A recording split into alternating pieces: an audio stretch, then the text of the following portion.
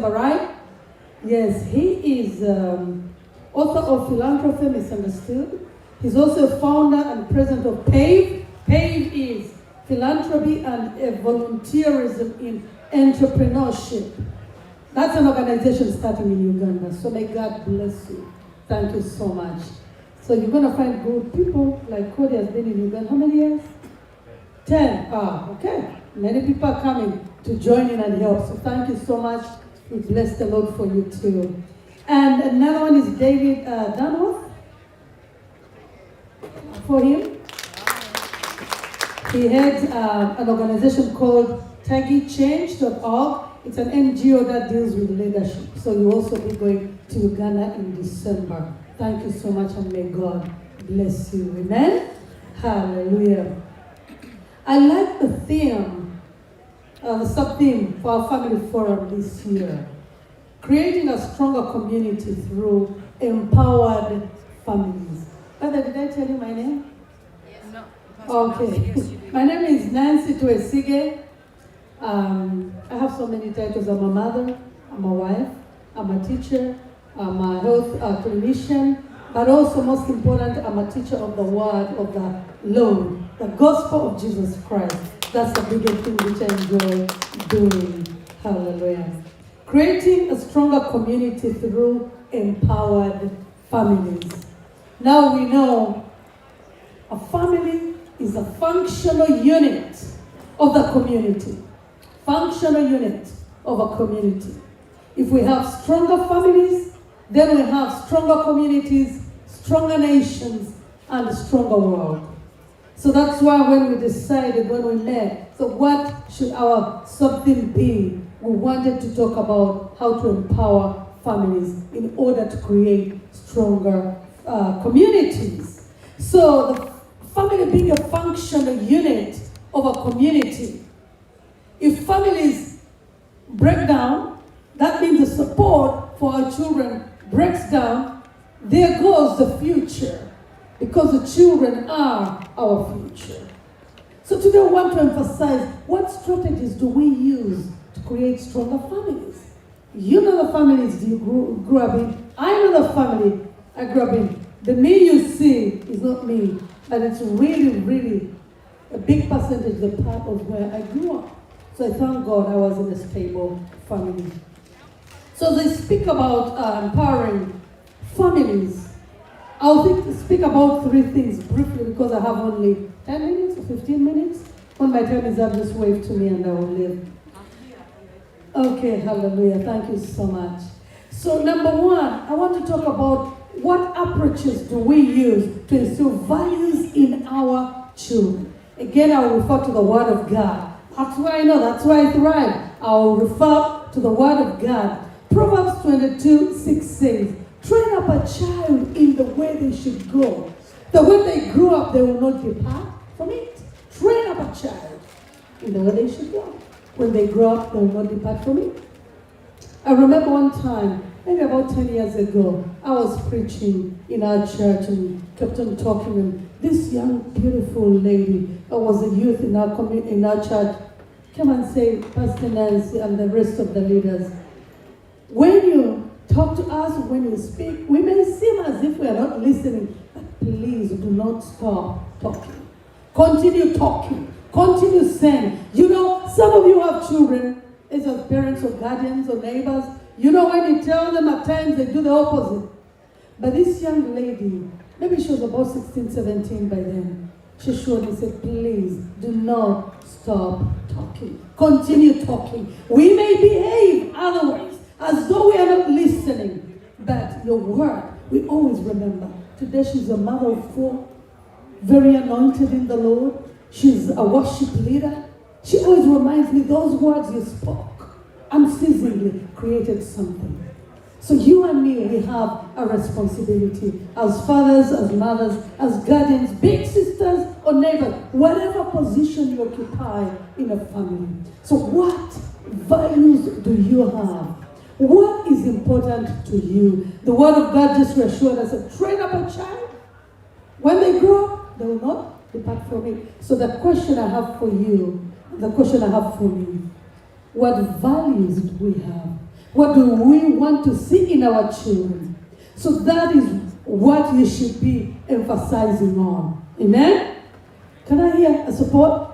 Amen. Okay. Yeah, when you read about Joshua in the Bible, he was becoming old. And people were beginning to murmur, the Israelites were beginning to murmur and say, you're old, you're not doing anything. He told them, you can choose your own way. I've told you what to do. You can choose to worship whatever you choose. But as for me and my house, we will serve the Lord. He made a stand for his family. He made a stand according to what is important to him. So that's what I'm asking. What is important to you? Emphasize that to your children. When they grow up, they will not depart from it. Hallelujah.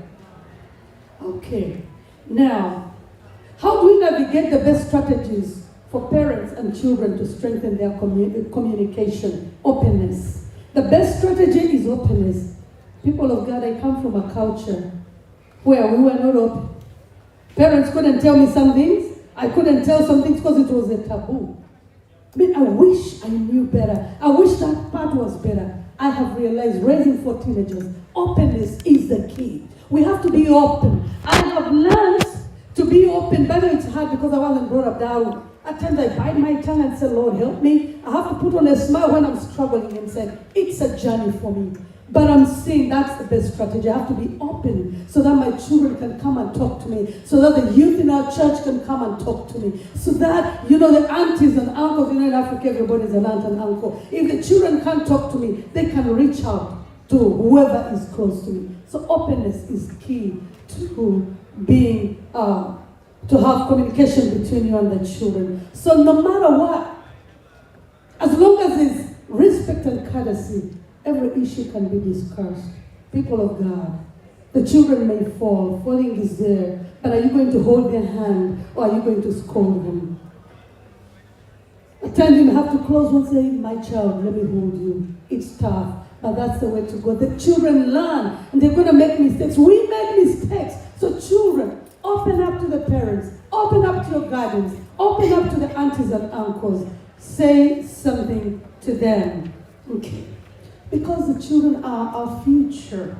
If we don't tell them, if we don't guide them, then nobody will do it. Now, lastly, as I'm being warned of my time, the impact of family structure on the health of the children. Family structure. Can you say family structure? Family structure. Family structure is so important.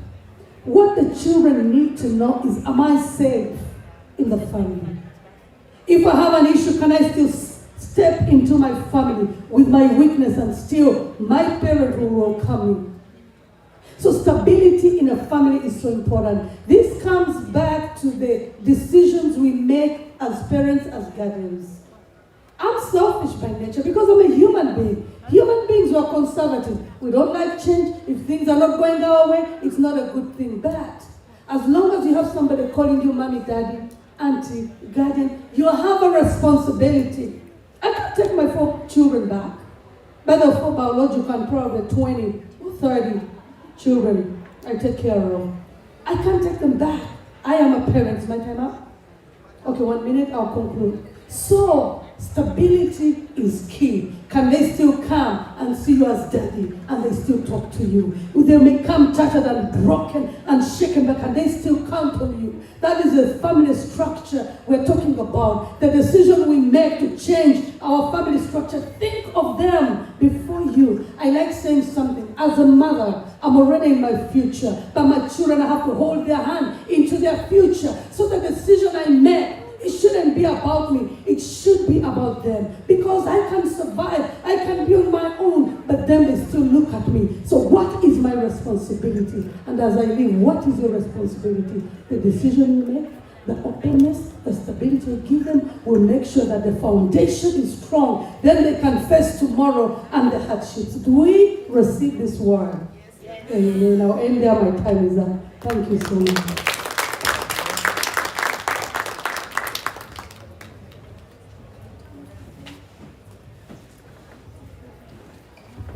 Thank you, Pastor Nancy. I hope you have all managed to get a few words or a few things from what she said.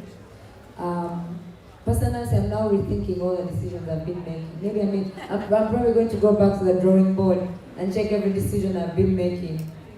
Yes, I have 3 children, so I'm now going back to thinking how I've been doing things and how I could do better. So thank you for that one. Next, we're going to have a fireside chat that is going to be hosted by our former EC chairperson, Mrs. Florence Bazanye Tugume. We also have a delegate from Enduro Coffee, who also happens to be Mr. Cody Lawrence's mom. This is Diana Lawrence.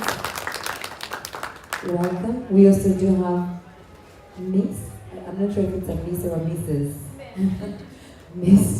Miss Willow Watson, please join the team up here, and I'll hand over to you all.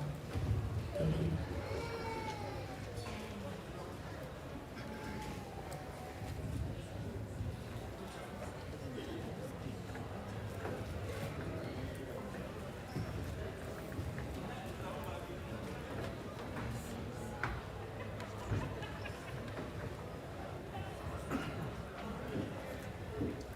Good afternoon, everyone. Good afternoon. The detail is we're having snacks, right? So act like you're looking forward to those snacks, because I am. Okay? All right. Good to see every one of you. Like I said, my name is Florence Bazanye Tugume. I'm a newlywed, by the way. Thank you. And like Tuba said, I am the former Unaa Electoral Commission chairperson. And I also happen to be the president of the Ghana American Association here in Dallas, Fort Worth. So if you're not from Dallas, welcome to my city. Yes, I am the boss. All right, so we just have a few minutes up here, and it's just a fireside chat, like she mentioned. I'm really excited to hear what these wonderful ladies have to share with us today. Before we get started, I will give them a chance to introduce themselves and tell us just a little bit about, who they are and what they do. My name is Willow Watson. I'm the lead roaster for Enduro Coffee. I also manage the production floor, and I'm the head of the quality control department. I am a cancer survivor, and I'm here to talk about women empowering women.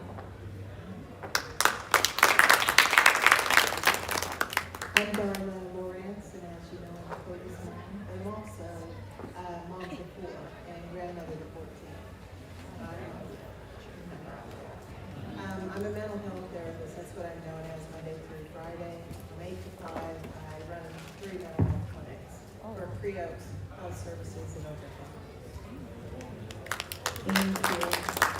So today what we're going to be talking about, and like I said, just feel comfortable, feel free. It is a conversation just for all of us here to learn. We're really here talking about coping with mental health challenges during parenthood, supporting children with mental health. How do you do it? I know, Mr. Ali, you do have some experience in that. You've been working with schools, and I know you do have a wonderful program. So please share with us just a little bit about it.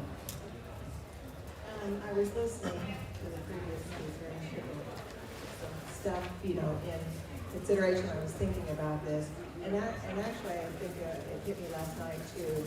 It's kind of leading direction of what I most want you all to know, and I think it's the changing of mental health in our communities today. It is not like it used to be. It's not a couch. It can be, I guess, come in and sit down and be Freudian. But it's not. We have a dynamic system now that is interactive with the community and interactive with families. Our approach at Creox is holistic, so it pays attention to relationships, spirituality, mental health, physical health, and your financial health. So it wraps up 5 dynamics of a person, and we feel like if all of them are balanced, then we have much more success in helping families heal and get to the recovery that they want to have. I've been doing this for 33 years. I've been a licensed practitioner in Oklahoma and a site director for the past 2 years. We recently wrote a grant, and I did bring pamphlets that you could share around with a program that we started in the school in 2021, just after COVID, because research showed in our Oklahoma neck of the woods that for some reason the most problematic area was pre-K, pre-K, and kindergarten. So we have 3-year-olds, 4-year-olds, and 5-year-olds that suddenly started acting out in the school and in their family, and this was just after COVID. What we found out is isolation. Even though I'm not criticizing isolation, I think we did the best we could handling COVID. We're still trying to handle it. Isolation, though, created in young children the experience of non-socialization. They couldn't go outside of their family and experience some of the normal things that we're all used to growing up in our neighborhoods. The other thing it created was a dependency on our devices, and if anybody has read research on blue light impact on young children, you know that you're going to get ADHD kind of like symptoms, and suddenly you're going to have opposition and defiant in the school, a lack of ability to put themselves to sleep, other things like that. So one thing that Creoaks did was we got together and I helped write a grant, and we are now started in 10 schools, we are now in 30 schools. We have been requested to accommodate 15 more schools, and this serves the entire family. So we have a family support specialist that's on the team. We have a behavioral health coach that works one-on-one with the children. We have a therapist that's brought in if there's trauma. We have a coordinator of care, so if there's any health needs, case management needs like financial, things like that, because you can't do basic needs, then you're not going to get very far in mental health needs. So it's kind of like, if anybody's heard of Google Maslow, that hierarchy of needs from basic, food, water, that kind of stuff has to be served first. You have to feel safe in your environment. And then you move into things like, how do I fit in? How do I belong? What is my purpose? Which goes back to Proverbs. I just believe that we're all designed for a purpose, and it changes throughout our lifetime. And if you can't figure that out, then you need to go seek out someone who can help you try to find that. I just believe that is the foundation to finding out who you are and where you fit in the world. Thank you.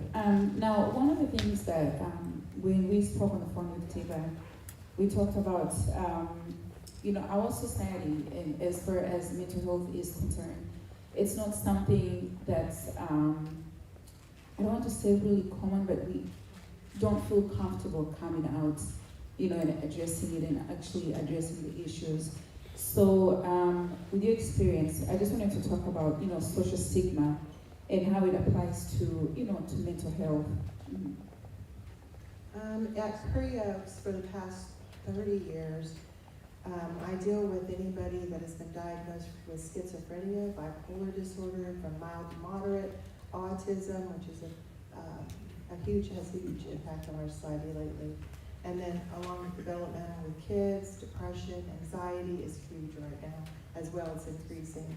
And there's been a lot of people who will say that they don't want their workplace to know that they're seeking services because they're afraid of losing their job. They're afraid that people will look at them differently. There is a social stigma behind it. I think creating these mental health facilities that don't call themselves mental health anymore, they call it health. We're a health service. You should be able to treat your physical health and your mental health equally the same. It shouldn't be any different. And so I really do feel like in the past year or so, we have softened the stigma. I don't see it as much as we have experienced in the past. We went from, overnight it seemed like, we went from a couple of hundred people in one of my clinics. We have 1,200 people seeking services right now.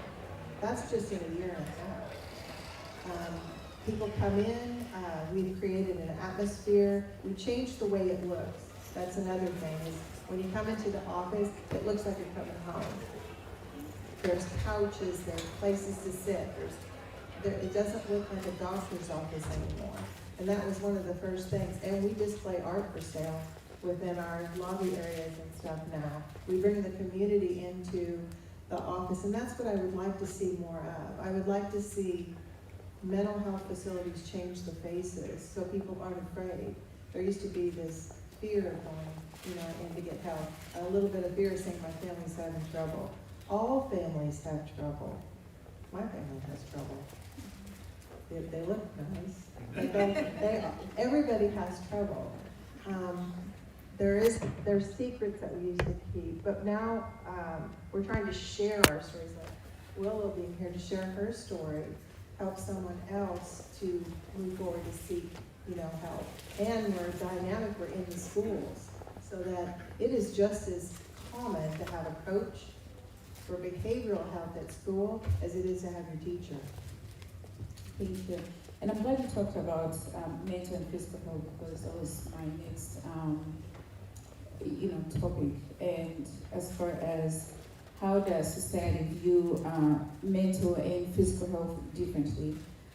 In your opinion, do you think the two should be addressed differently? Why and why not? And the reason I ask this, especially you dealing with schools, is I know we'll say, for example, high schools, athletes, before you get onto the football team, you are required to take a physical test, but we don't see anything mentioning about, the mental health. So do you feel like this is something that should be introduced, perhaps to schools? Should this to be addressed differently? If not, why? I think they're equal, and our assessment process actually talks about the physical health when you first come in. It doesn't really talk so much about your mental health. We gather information regarding your sleep habits. What do you eat? That's a big deal. Because what you eat, if it's too many processed carbs or processed sugars, that actually affects your insulin output, and that affects depression and anxiety. If you have high stress in your home, like you talked to us about, well, this is what I do for a living. If you're a law enforcement teacher right now in interurban schools, then it's high stress. And your body is going to produce physically a large amount of cortisol. Cortisol is sort of like an addiction. You can become addicted to that trauma, but it also produces side effects. And those side effects can be you don't go to sleep very well at night. And you might have to have help getting to sleep. And when you get dependent on something to help sleep, that has side effects. You're groggy in the morning. You're not as able to pay attention. And we wonder why kids are falling asleep in school, or adults are falling asleep at work, or suddenly we have a whole generation of non-motivated people. A lack of empathy develops after that because you're feeling so frustrated because you can't get your own body in tune. That also affects women and men on their ability to produce families. I mean, it has large reaching umbrella over the physical health as far as mental health goes. Also, I think it's important for every mental health therapist to know quite a bit about medications, because the medications for psychotropic use have impact on the physical health. And we need to know that. We need to be able to say, if so-and-so is going out for basketball or football, is there going to be something, because they're anxiety, how is that going to, their ability to play at the time? And we need to have discussions with countries. I'm not sure that it is in high school level. I know it is more so in the elementary level. Constantly having workshops with teachers and the elementary and middle school level, we talk about side effects of meds and foods. We all are familiar with red dye and all that stuff. We need to get more familiar with the meds. Thank you so much, Ms. Mary. Now, moving to you, as a survivor, I just kind of want you to share your story, because there must be some, mental breakdowns in there somewhere, and how did you cope with that? Yeah, how comfortable was it with this? Yeah, I actually did want to comment on this about how cancer affects your mental health. It affects your family structure. It causes stress and anxiety, and I can't even begin to tell you how it affects even the chemical levels of your body when you get chemotherapy. I had my 2 rounds of chemo and 31 days of radiation. It's about a year of, that was a year and a half of hardship, and that was part of my mom, that she lashed out at me, and she lashed out at my dad, and I couldn't really eat the vegetables because it was not affecting a viral level. If there was anything in the lettuce or the tomato or anything that we got stressed, I couldn't have that because it would make me unhealthy. I was very susceptible to all the bacteria, so I was eating donuts. I was eating Starbucks. I was eating healthy junk. Oh, okay. Right. Thank you very much. That is important. People should come out to your booth. Yeah. You are on the left as they walk in. In depression, and I had people in the hospital to help me with this, but really honestly, I got shocked with me and now I'm moving in my life. Oh, okay. Right. Thank you very much. That is important. People should come out to your booth. Here in the US, everyone's sending money back home, but nobody's giving people some money. So we want to reward our customer.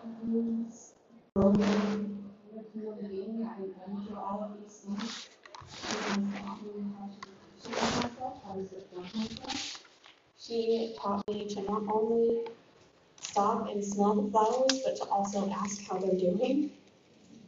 And another woman in my life that has helped me a lot, who also has her own she goes through, is Claire.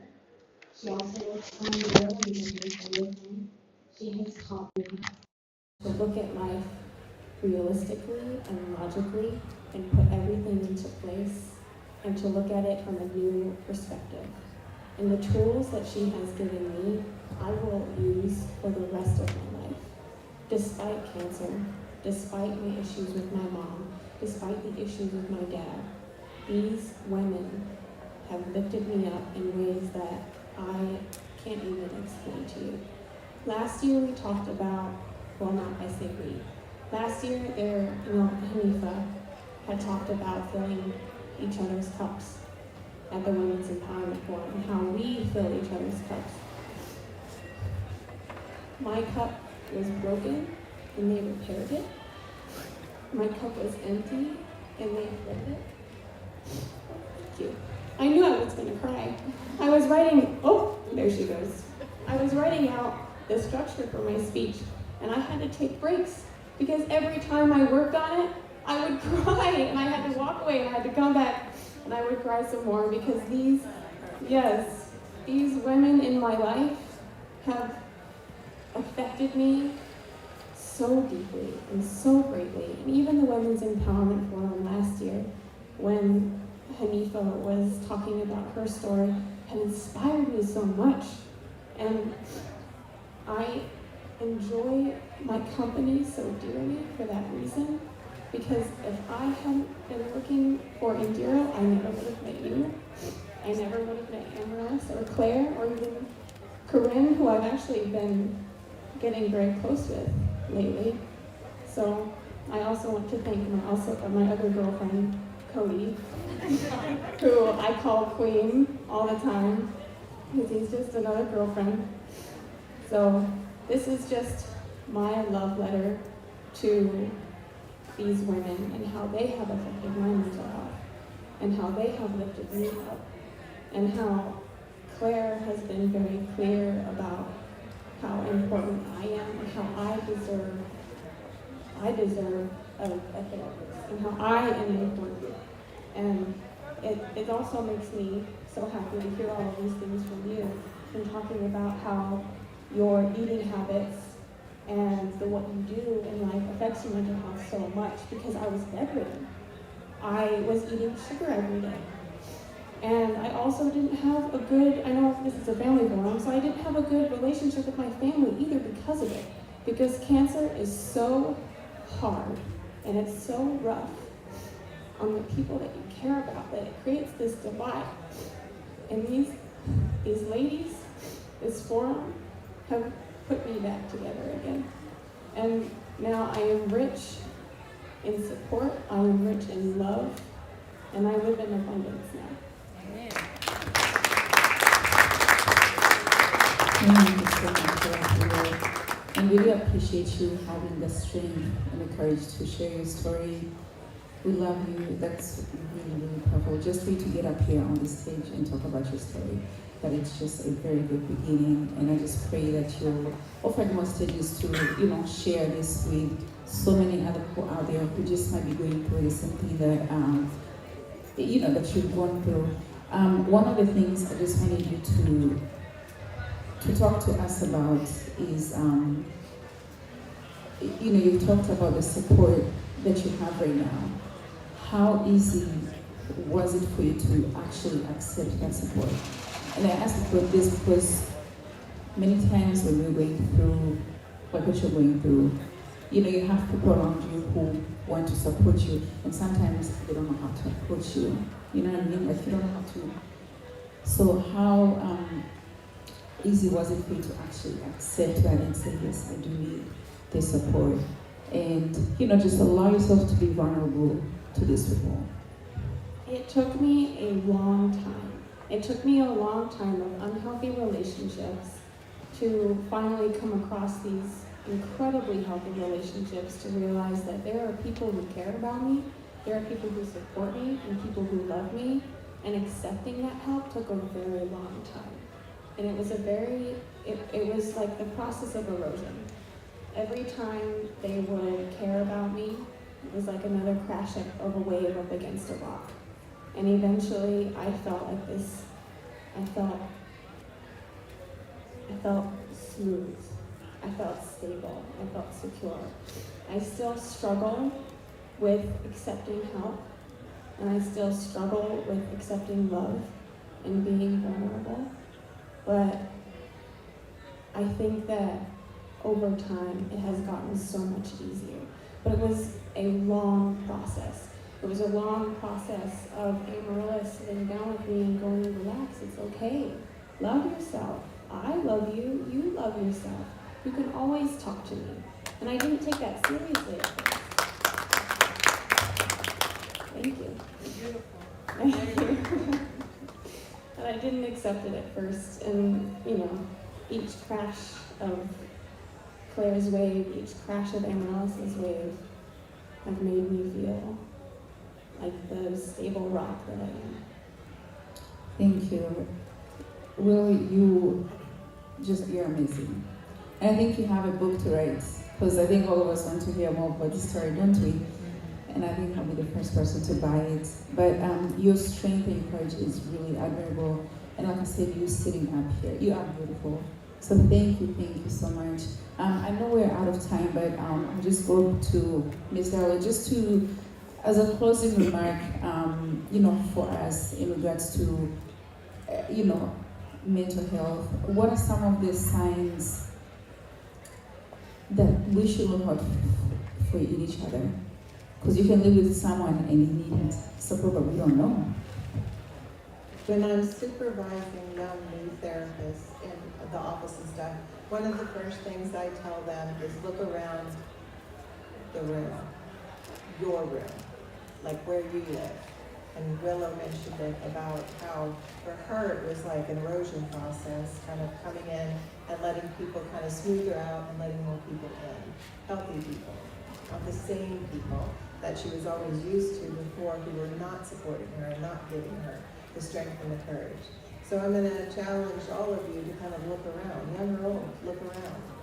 If you don't like who you see in your inner circle, then change you. Change you. That's powerful. The other thing is, if you're broken, if there's been trauma, I've had trauma. I grew up in a terrible family, like a terrible family. It was not a safe place for kids. It was not a safe place to grow up. It was a place that I left when I was 16 and a half years old. And I went to the streets. That was not a safe place, but it was safer than my own. And one of the things is find out, when I said purpose, is find out what you're passionate about. Many of you are young right now. If you have a passion, but you also have brokenness, Go fix what's broken. Do it now. Don't wait. Willa said it took years for her to get to the point where she was feeling less broken. And it's going to take you years. So get started now. Don't delay. Do not wait. I don't care how old you are. Start today. You won't regret it. And some of the first things that you can look for is, I know all of us work.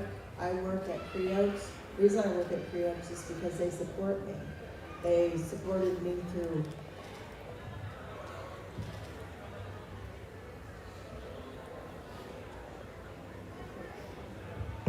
I'm not crying. Yeah, just my husband passed away.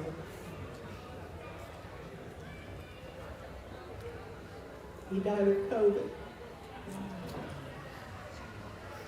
He wasn't supposed to. And it was during the time we were writing the grant. My company gave me the go-ahead to continue working. They didn't tell me because of great loss that I needed to go home. They told me to dig deep and use pain to write the program, which is what I did.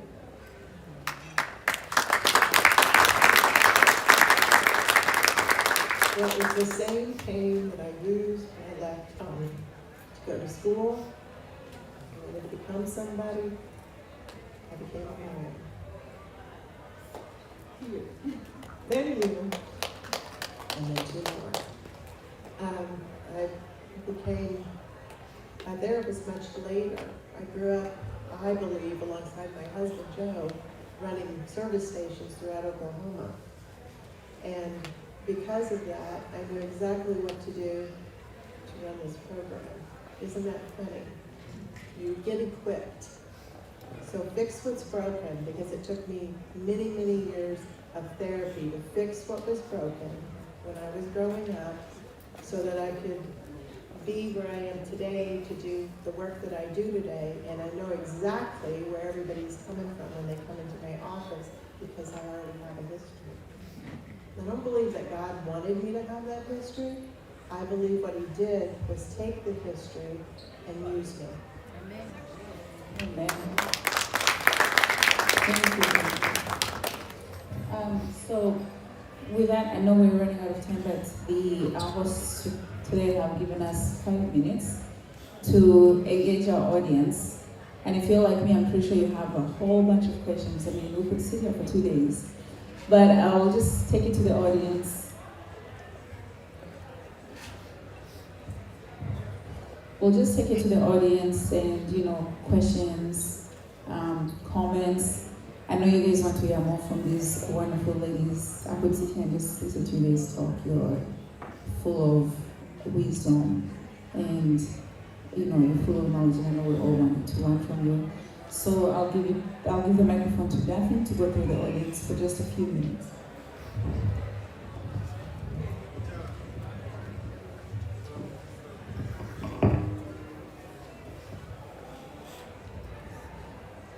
Good afternoon, and thank you for your contribution. My name is Irene Kasuja, and I'm a parent. But I can't relate to how you apologize, but I wanted to know if you covered or if you can give us some insight into the challenges of being from a different culture that doesn't encourage talking to adults or telling them that you're in pain. But as we are in the diaspora and we have little ones, how do we see or how do we recognize the signs that they need more than just telling them to be strong? That they need, that it's okay to not be okay. It's okay to seek help so that we can prevent any, when they get to the point of wanting to kill themselves. If you have any insight, if you please share with us. One of my offices is in South Oklahoma City, and it is a large Hispanic community that surrounds us. Many of them are part of the dreamer category. I don't know if you're familiar with that.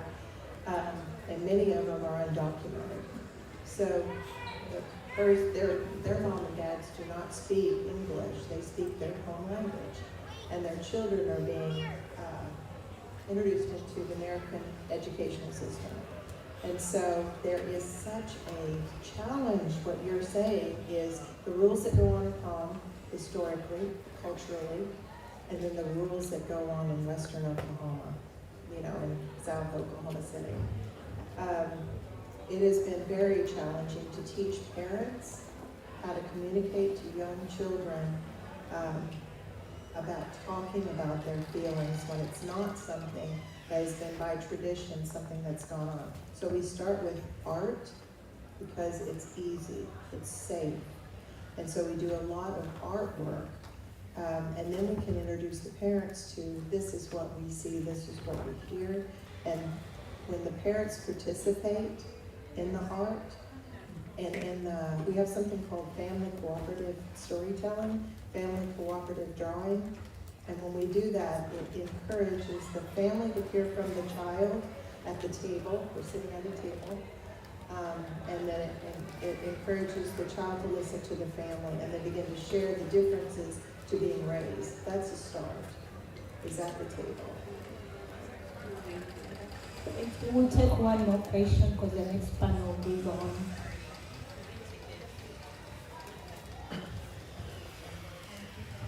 Hi, my name is Bob Hopkins. I'm a college professor. I deal with white, black, Hispanic children, college student age. Is there a difference between Ugandan culture dealing with family violence and family rehabilitation than the white cultures in the United States? Since I'm going to Uganda and I want to address these topics there, I don't have an understanding at all about Ugandan cultures. We were having this discussion earlier because honestly, I do not know. I'm not familiar with how in Uganda that we take up the challenges of mental health. Is there, and I don't know. So can we get somebody into mental health from Uganda that can help us answer that? I'm in the medical world. Yes, we have a problem, but I would think it's almost about the same. But if someone wants to go in details to that, please. Are Ugandan in mental health? Anyone in the crowd? Oh, good. Thank you.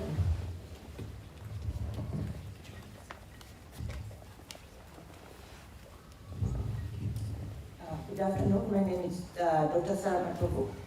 I grew up in Uganda. I practice here in the US. I know my culture, so I can tell you a little bit of answer maybe your question.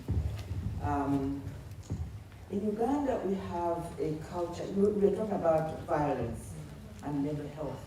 First of all, mental health has a huge stigma. We just don't talk about, even in the family, we don't talk about somebody being mentally, disorganized.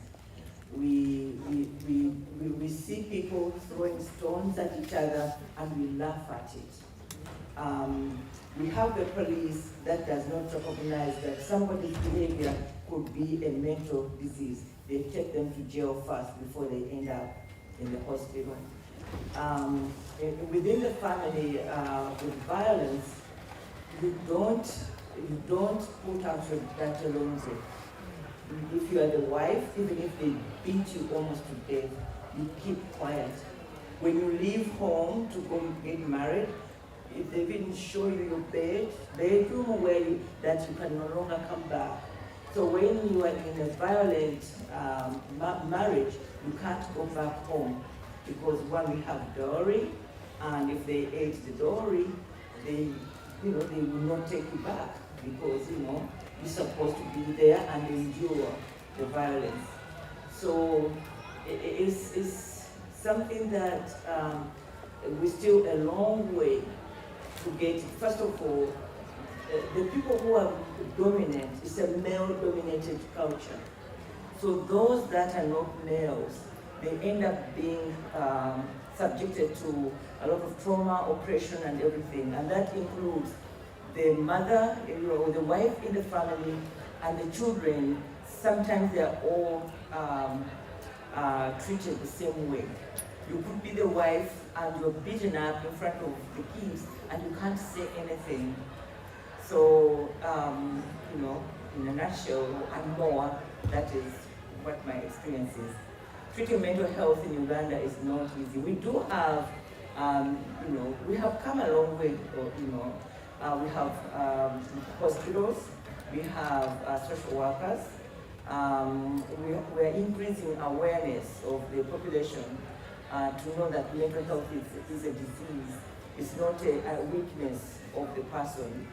We also have another culture underneath which affects mental health, which is the culture of traditionalism, meaning witchcrafty, mental health going to the witchcraft instead of going to the hospital.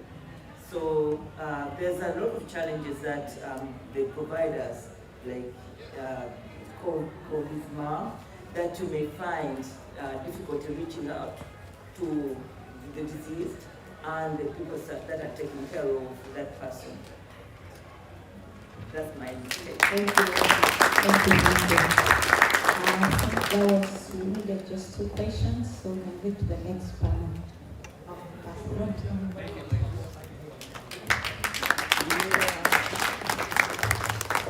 I'm going to have Cody and Jay throw out some fun stuff, because there's some kids here and stuff, but there's also some other things.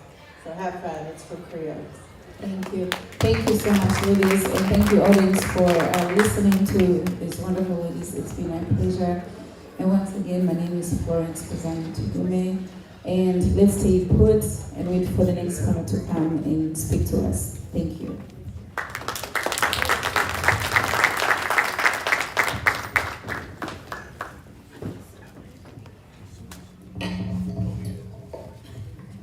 Thank you, ladies. That was wonderful. Mental health is a very wide topic. Mental health is a very wide topic, and these are conversations that we need to continue having beyond just today. And I just want to encourage everybody in the audience, if at whatever point in your life you feel that you are not fine, that you feel closeted, please talk to somebody. Talk to somebody. Use the resources that we have. Do not feel afraid. We hear you. That was the statement that we had on our program. We hear you. Talk to us. Ladies, thank you for your experiences. Thank you for sharing. I know that in most cases I have to tell myself, like, Tiba, talk to yourself like someone you love. So I encourage everybody out there, talk to yourself every day like someone you love. And I just want you to know that you sharing your experiences and your vulnerability with us is a sign of strength. Thank you for your strength, ladies. Next is a family panel that we're having. I would like to inform you, my name is Tiba Morinji Kawagu, by the way. So the moderator for the panel is Mr. Kawagu Julius. In most cases, when we put things together, he's always the other piece of the puzzle that gets things done. Now, Julius Kawagu. Oh, he's behind me. I also wanted to let everybody know that we do have samosas and mandazis that have been provided by Enduro Coffee. We have some water. Feel free during all these panels to just walk over. There is napkins. Grab a samosa, grab a mandazi. Don't get thirsty. Grab some water, and let's continue having these conversations. Thank you.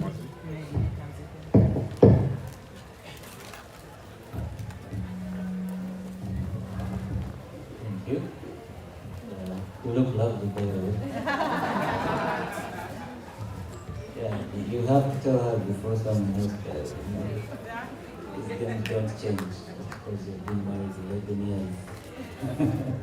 All right, thank you all for coming for the family panel. I'll start off with something that inspired me this morning. And it's a quote I read online. And I think you guys hear it all the time. There's a difference between a home, which is where somebody goes to sleep, and a family where somebody goes for love. And then there is a place where both things exist, and that's what we all want. That's our vision of family. And I think the family panel is here to try and address, families today and what they look like and what we can or cannot do better. But before we do that, I wanted to find out by show of hands, how many mental health professionals do we have in the house? Can you please rise up and have people see you, if you don't mind? Okay, so the reason I asked these wonderful ladies, thank you ladies, to stand up is because if you need help coping, okay, you know that one of the best places to access resources is places where you can find them for free. Please reach out to these people, get their contacts, see how you can maybe schedule some time to get advice. I know that raising families is difficult, and May happens to be, good friends now, Sarah, that's your name, right? I think I've seen you on another panel before on mental health. So please, if you need any help, use this forum to network, but also find resources that can help you, because they're better than Google, I guarantee you. All right, so I need 2 volunteers, 2 gentlemen to help me. We want to move this chair to the side. And we need a 4th chair on the stage. If I could get just 2 people to help me. Thank you. Yeah, so that chair, I think we can have it up there. Yeah, let's just bring it on. That's right on here. Because we're going to have 4 people, I think. You got it. Thank you. Yeah, thank you very much.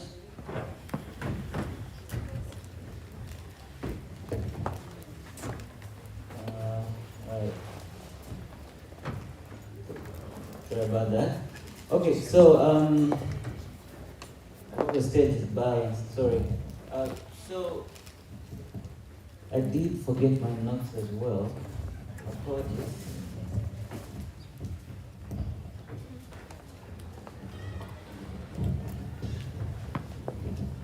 Okay, so without further ado, I'm going to ask the people that are going to join me up here in the panel to please come up.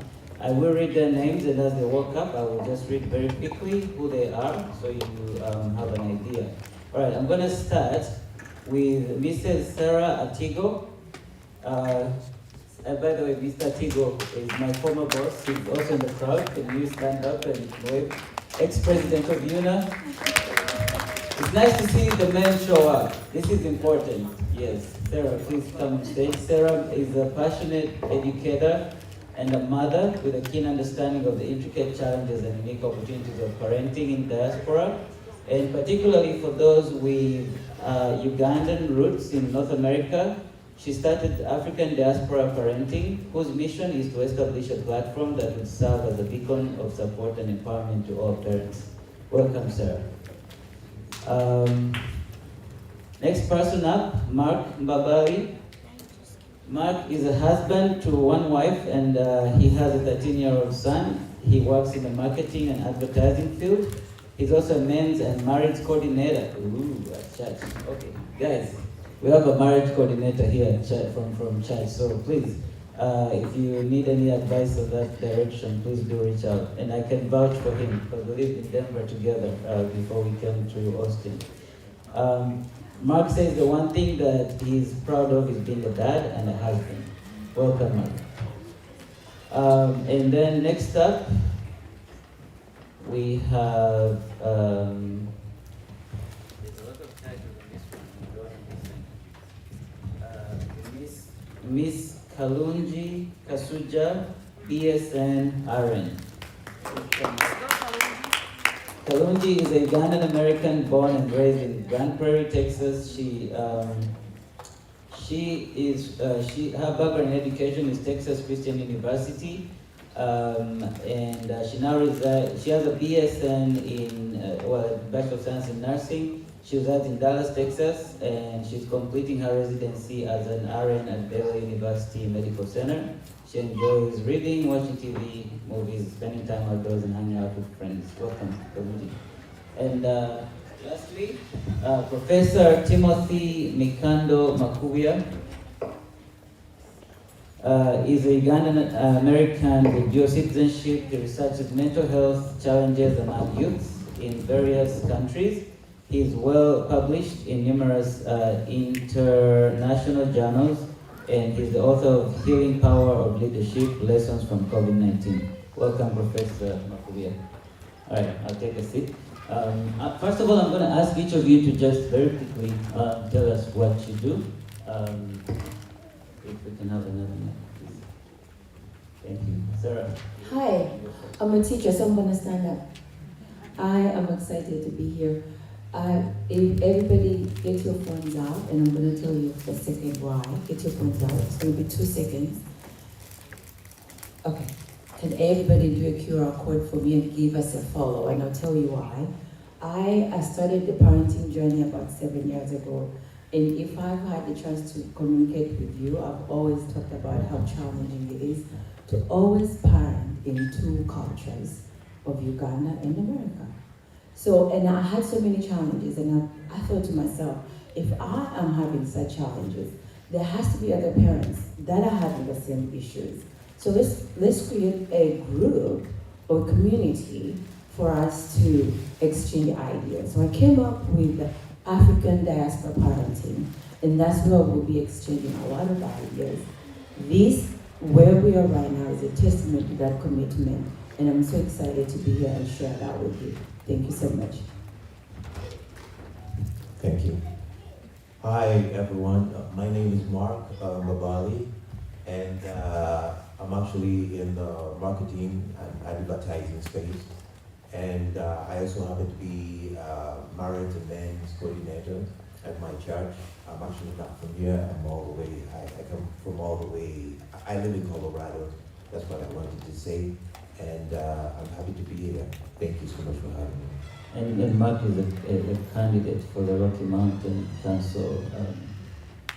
Yes, I am. I forget that. Thank you so much. All the best. Thank you. Hi, my name is Kalunji Kasuja. I'm from the DFW area. I just graduated from TCU in May. Thank you. So with my Bachelor of Science in Nursing. So it's my first year in nursing.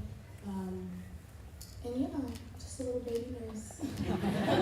It is very exciting to have youth as part of this competition, and I believe you're representing the youth here. So very, very nice to have you. Hello everybody, my name is Professor Timothy Mikando Makubia. I was born in Uganda and I moved here in 2006. For school, I came here on an F1 visa. So I went to Missouri Baptist University for a second baccalaureate in science and sports medicine, and then I did a master's in science, sport management. Prior to coming here, I went to Macquarie University, and I wanted to acknowledge Professor or Pastor Nancy, who was my lecturer at Macquarie University. So with me here, I have my sister, Princess Nalwansi, Marjorie visiting from Uganda. Please stand. And my brother and friend, Richard Mwanga Onyaiti. We live in St. Louis and represent the Ugandans in Missouri community in St. Louis. I just recently got promoted as an associate professor of education at the University of Missouri St. Louis, where I also dabble as the director of the Center for Sports Research in Uganda project. And that's a collaboration between my alma mater, Macquarie University, the current institution I'm working with, University of Missouri St. Louis, and also Chambo University. So I'm a dual citizen. I get to travel back to Uganda, experience some of the things that we're talking about here. When I leave here and I go to Uganda, I take off my American hat.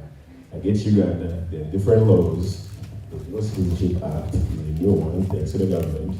But also we have other laws that we as parents, fathers, mothers, and our children, we have to examine as we visit Uganda and as we come back. Thank you.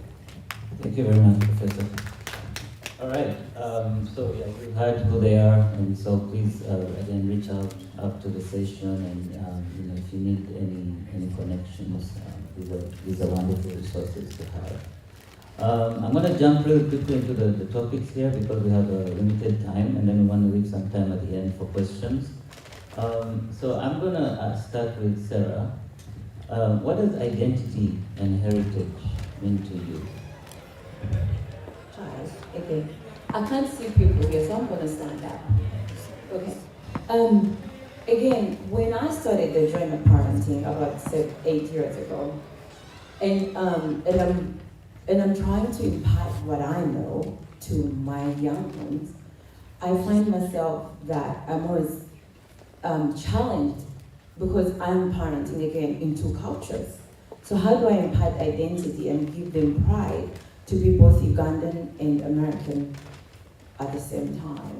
Well, in some of the ways I've done it, we have story time, and I teach pre-K, so reading and storytelling, that's what we do all day. So that's how I impacted identity of who she is. But every time she's reminding me she's Texan, the oldest. She said, but I'm Texan, we don't do that. And I have to remind myself, she's a Texan, but she's an American, she's a Ugandan too. So how do I impact the Ugandan in her? Well, we've done a better job of trying to speak the language to them. And if you're a parent here and you've been raising kids here, you know how hard that is. We constantly remind her how incredibly Uganda is. And when you get an opportunity to travel, for those parents who have taken your kids back home, you know the culture shock that comes with that. And then the questions that come with that. We remember raising up, you're always seen and heard, and here your child is supposed to be seen and heard. And how do you manage that? That has been such a challenge. I know that in our household. So and I have to remind myself not to clip their wings, let them be able to express themselves, but how do I merge that with how I was raised? And that is a journey for me too. So I'm looking forward to learning from all of you, because I don't have the answers. So thank you. Thank you, Sarah. And Kalunji, could you maybe react to that? What does identity and heritage mean to you? Yeah, so obviously, I was born here in Texas. My parents were both born in Uganda, and they came here to go to my alma mater, TCU, and that's kind of how I got into TCU. And so, growing up, kids were mean about my different name, me being Ugandan American. So it was hard to accept that as part of my identity. And I didn't end up going to Uganda until I think the first time I went I was 16. And so I wasn't able to appreciate family and the beauty of it all until much later. So growing up it was a little harder, and but my parents they were always so proud of it. And like Pastor Nancy was saying earlier, our parents talk and talk and talk, and sometimes it seems like us kids aren't listening, but I promise we're hearing, even though it looks like we're not listening. And some of my mom always says oh, I'm just gonna keep throwing mud at the wall and hopefully something sticks. And a lot of things did stick, even though it may not have seemed like it. But and I think it's just all a part of a journey of loving yourself and who you are fully, which takes time. And so I can say now that I am proud to be Ugandan American, but it was hard. Thank you for sharing. And yeah, please parents keep throwing mud at the wall. You can't give up.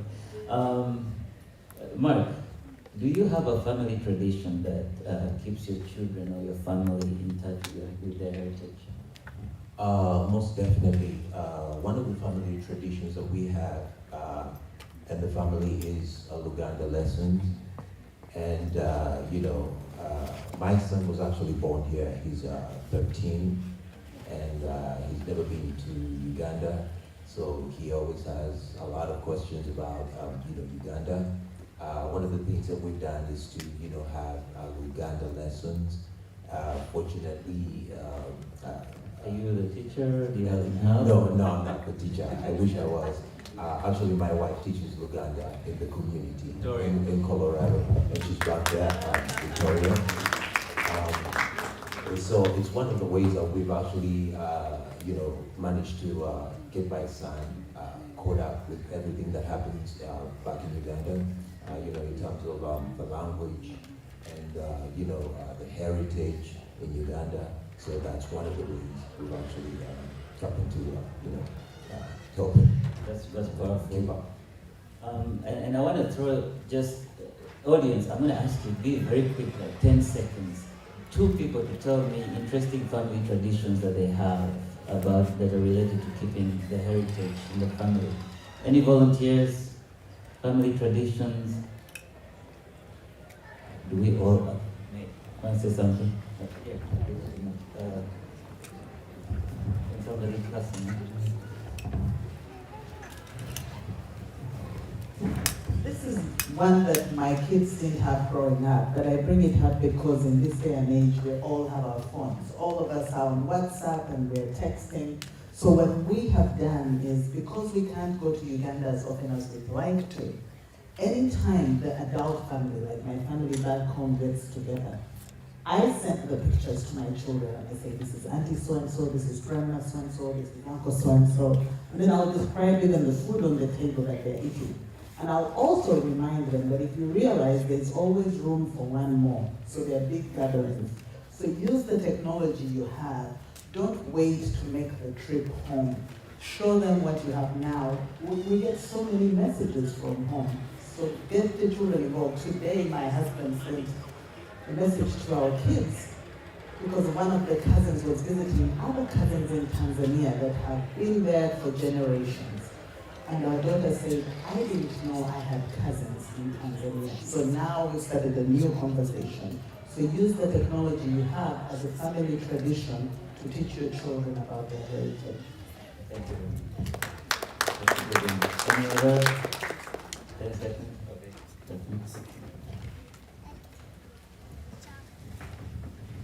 Okay. Thank you. I'm very passionate about this topic. I have 2 sons. A 9-year-old and a 10-year-old. My 10-year-old, you cannot talk about him in Nyankole and Uganda. Mind you, I'm not a Uganda. But what has worked for me is the network of friends and family around. We're in this country we're foreigners. At the end of the day, we've made it our home. I will not wait for my sister to engage for my kids, because half of the time we're in Uganda for the longest is a month. So you need to engage your kids with other kids around that have a lot in common, and I'm telling you, it works. So my kids hang out with at Uganda home, and I've learned from that home. They speak English, they're educated, but I'm telling you, they will not speak any language apart from Uganda. So David and Darian being there, they have to understand. And my nephew, they talk Uganda. They may not talk it well, but they understand to not talk about it. And then Unyankole, and my Unyankole is not the best, but belonging there, I need to learn. I'm married to one too. So we try to speak the language. I mix my Unyankole with Toro, but at least they understand. Now, recently we went home. Everyone was very, very surprised. So we tend to speak to these kids in the language here, which is not very helpful. They have everyone around speak English too. So let's speak to them in our languages. I admire the Mexican society. You will not meet any Mexican kid not speaking Spanish. So we need to engage them in our languages, and I think they will learn. And of course with culture. Thank you. Thank you so much. Thank you so much. Yeah, I was curious, because there's so many traditions. Did anybody in the panel want to add something on traditions? Want to say something? I have quite a number of sons and daughters. Some live in Uganda and some live in the United States. Their mothers do an incredible job of raising them.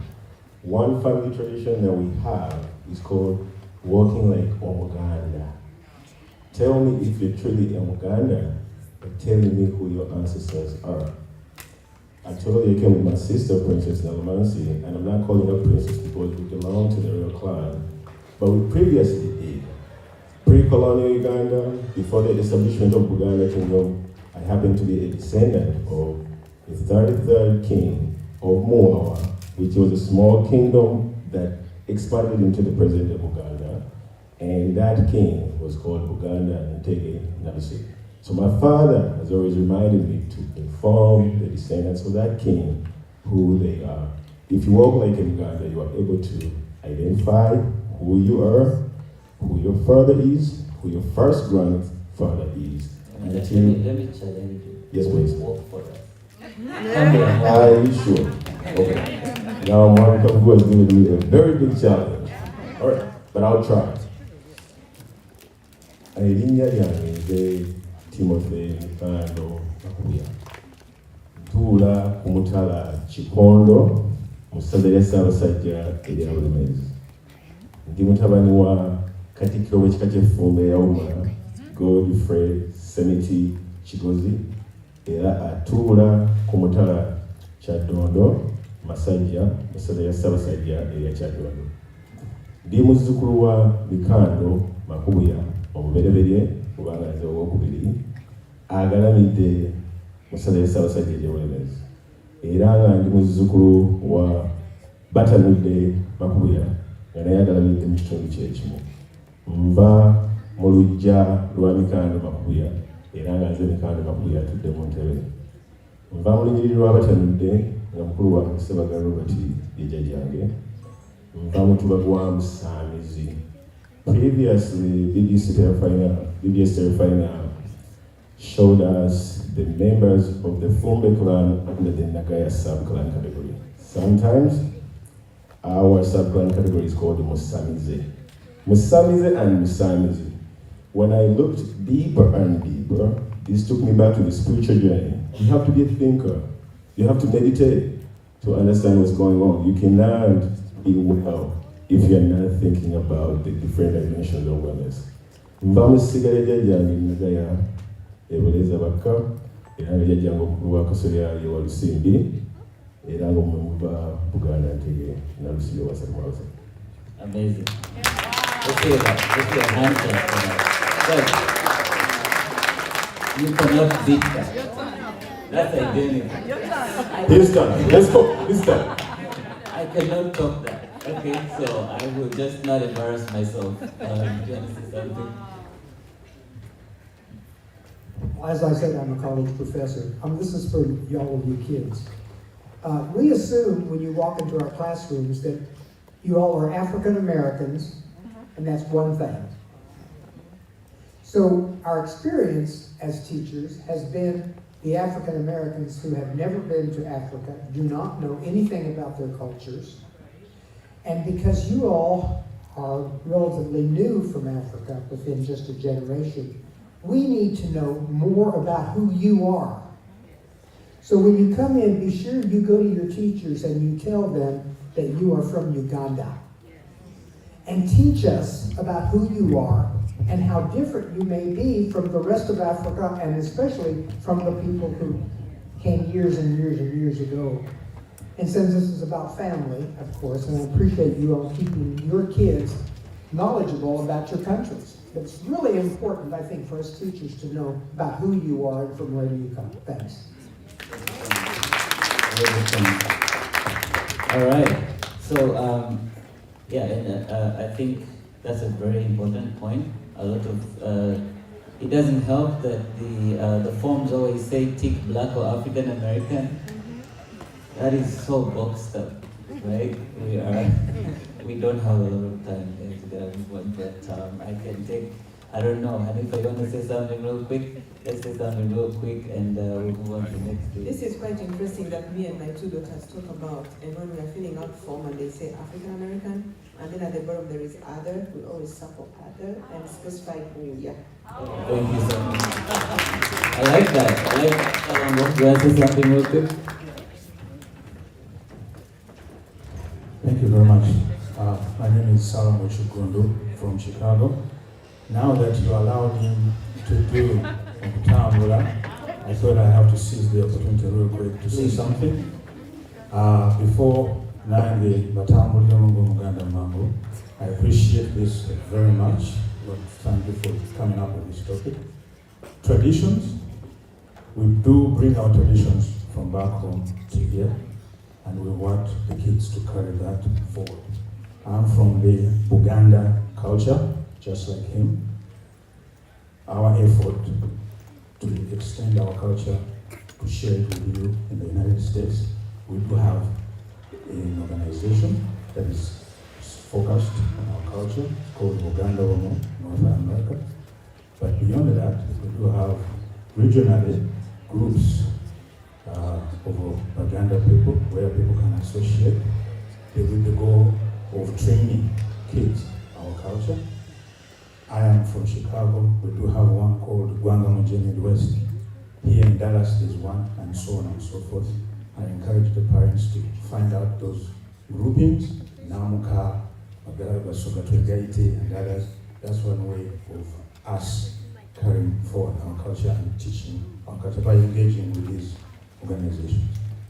I happen to be in also the deputy of the Kabaka's representative in my region where I come from. The Kabaka is our king. Our Marisa Wasaka. Katize mu Luganda mangu, sala mu Kigulu jamani gange, nze mutabani w'omugenzi Edward Sali, akalamidde Iran ewafe Masaka, ndi muzzukulu wa Matayo Babumba Nkoboli, naye agalamidde Iran Masaka. Omuziro gwange Nkima, nendira Nkima Akabbiro Sikalia, omwala gwaffe kugamba nti sonya enku twokye ennyama, sonya enku twokye ennyama. Naye ekyo time kangoma osijja kugenda nga yibwakoze nemwebale nnyo mwebalira akakisa. Thank you so much, Robert. All right, we'll jump into the last question on this identity thing, and that's going to be for you, for Professor Makubia. Do you think embracing the culture in America is as important as staying connected to our roots as far as our children go? And how do we balance that in raising a family? I think embracing American culture is very important. We're here, we've been hosted, we have assimilated various elements of the American culture. I decided to not fly from St. Louis and rather drive from St. Louis to Dallas. And along the way, I tried to look at the different names of the towns, try to connect with some of the sites like cattle mounds, which were homes for Native Americans. And I watched some videos that these communities are trying to put up to inform the current and future generations of Native American culture. So we can do this through sensitization. We have to start now. Unaa is doing a tremendous job. Unaa and organization. It's important to understand the culture of Uganda, but at the same time to understand the culture of America that we have assimilated, but also go beyond and prepare our children who want to go and work in Uganda or invest in Uganda, because we're talking about the USA-Africa trade deal. You're not going to let the Russians do it alone over there, but we want people like Kalungi to go to Uganda and invest. You have to be there to understand the place. There are so many challenges, but Uganda is also growing and changing. The things you see in rural Uganda are different from urban Uganda, you know? So I think it's important to make sure that as we assimilate this culture in this country that we love, we also do not forget our cultures. And we should do that by intentionally sensitizing our children. Thank you so much, Professor. All right, that was the section about identity. I'll quickly jump into parenting styles. We're starved of time here, so I'm asking the panelists to be very brief. I know these topics we're passionate about them. So Sarah, what parenting styles have you brought into your family that were passed on by your upbringing? Yeah. Again, I'm gonna stand up. Thank you. I was raised by a village, and I invite every time I speak to other parents, I call them my village, and I'm gonna put my sister there on the spot. I remember starting my journey into parenting, and I remember going to her so nervous. I said, I don't know how to do this. How was it? She calmed me down. I don't think she remembers this, but it made an impression.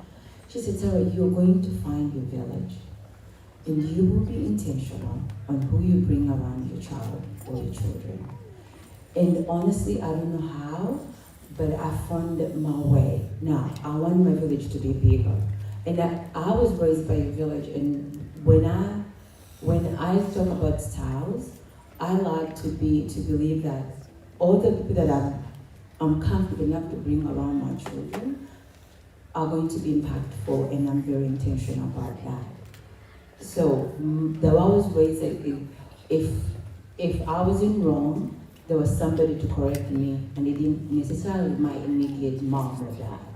So that is how I'm bringing that to my parenting style. Awesome. Thanks so much, Sarah. Now I'm going to flip the question for Kalunji. What are some parenting styles that your parents brought from their upbringing, or that you see other parents that don't get in trouble here? What are some parenting styles that you see that do not necessarily resonate well with you, but you can identify that they brought them from their own upbringing that you wish they could drop? Sorry to put you on the spot. Probably the way we were disciplined growing up. I feel like in Uganda, obviously, it was a little more. Yeah. And I don't know if y'all. Yeah, we were like. Well, they weren't like overboard or anything, but we did get like whoopings and stuff. I feel like I could have gone without them. Like maybe I feel like all they needed to do was like slowly talk to me, and I was already like crying. So I could have gone without the whoopings, but so that one I wish they would have. But like I don't think I got a whooping after like middle school, so they definitely did drop it. But they're like, could have gone without it. And this is an interesting one because we come from a culture that's unity, and we have to learn to have conversations with our children, and that's one skill we just never had growing up in Africa. You did what you were told, period. Yes, and here we are in a different economy, different culture, and suddenly we have to learn to have this conversation. Mark, what do you advise a parent faced with that situation? Well, when it comes to advice in situations like that, I think one of the things, and I'll just relate to my son, as we know from Africa, parenting is really strict. I would advise that parents kind of I want to use the word laid back, but I think that doesn't apply. I think I'll say parents should not be really aggressive, we were brought up. It kind of creates a space that is I want to say an open space for our kids to be able to come to us whenever they have anything that they would like to address with us. When you have that kind of aggressive parenting, it kind of drives the kids away. I believe that when we parent, our kids, if our kids are able to come to us, then they won't be, picking all these different ideologies or different habits from somebody else. I usually say I'd rather have my child learn from me than to learn from somebody else, because there's a lot out there, and they definitely pick up all these things from all the different I would say places like social media and that kind of thing. So that's my advice. Thank you, Mark. Professor Makuya, on a more serious note, what are some of the consequences, traumas, results of just not learning how to parent a child in this country? Well, one of the consequences that you're going to find that children are heartbroken. You said talking about violence or self-harm or some of the depressive tendencies, post-traumatic stress disorder, etc. When children here go through such tendencies or punitive and authoritarian parenting styles, yet their peers are not, they're going to be broken. They're going to ask themselves, why? Why is mom or dad parenting or treating me this way compared to my peers? We don't want our Ugandan American children to end up in the foster care system because there is a disconnect between the parents and the children. Let's just be open. We don't want any consequences. We want to be the best parents to our children. We want to be listeners. Listeners, all right?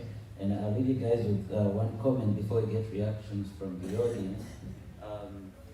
And I better read it, otherwise I'll misphrase it. It just says, your kids require you most of all to love them for who they are, not to spend your whole time trying to correct them. And I think that was the danger in our society, the way we're raised. We're always being corrected. And many parents, not their fault, but they didn't get to know us, right? That's why they would tell us you need to be a doctor, teacher, lawyer, engineer, period. We didn't have options. Some of us just were artists. My wife is creative. If you put her in a box like that, she would not manage. So that's kind of what I'd like you. Thank you so much, Professor. Thank you. So let's get 2 reactions from the audience and then we can shut down this panel. Thank you. Right behind. Thank you so much, everyone. My question is about Ugandan culture. In Uganda, we have 50 or more tribes, and every tribe has a culture. And when we are here as a small society, and most of our children want to be called Ugandans, not from a minority tribe or a clan. And as leaders, how are you going to handle that? Then we have the other part of marriage. Uganda is, as I said, it is made up of those different tribes. We find our children getting married to different tribes with different cultures. So as leaders, how are you going to handle that so that our children can fit in the tribes they are getting married to, and they also walk like, for example, the Baganda, the Banyagori. My name is Rosette Bashobora Narongo. I come from but I'm worried about our children. Thank you so much. You want to take that? Because I think you have different, you and your husband are from different tribes, right? Yeah. I'm not sure leader, me or any other person, and I'm not sure what kind of leadership or person you're looking for. I think when you talk about identity, there's a lot of intersectionality. I'm Ugandan, but I'm married to somebody to Uganda. That in itself is a big umbrella. Within that umbrella, he's in with another tribe and another tribe. But I don't think I've ever even looked at it like that. I wasn't raised to look at it like that. I just happened to have found somebody in college was from Uganda. I was, yay! It didn't matter what tribe it was another Ugandan. So the identity in America being, I think, nothing we are so privileged if you are an immigrant, other than a first generation Ugandan. When you're an immigrant, you just want to find somebody that is new to this culture, that is new to, if I'm eating kaunga with my hands, is not going to judge me or think it's backward. So, I don't know how I'm not sure I have the right answer for that. All I want is people to be able to look at each other without judging them because they come from a different tribe somewhere.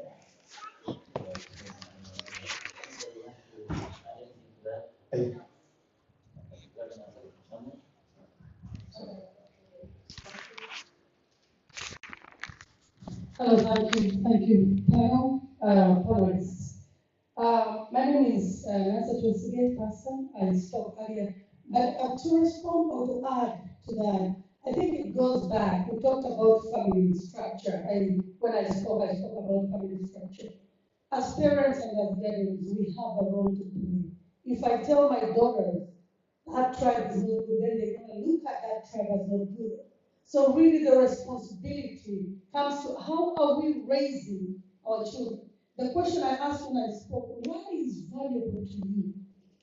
What are you going to pass on to the child? So really, as we grow up in Uganda, box into these tribes, we just have to understand that we are raising these children in another area. We should open the space up. Why should I think Nyakore is better than Nyoro?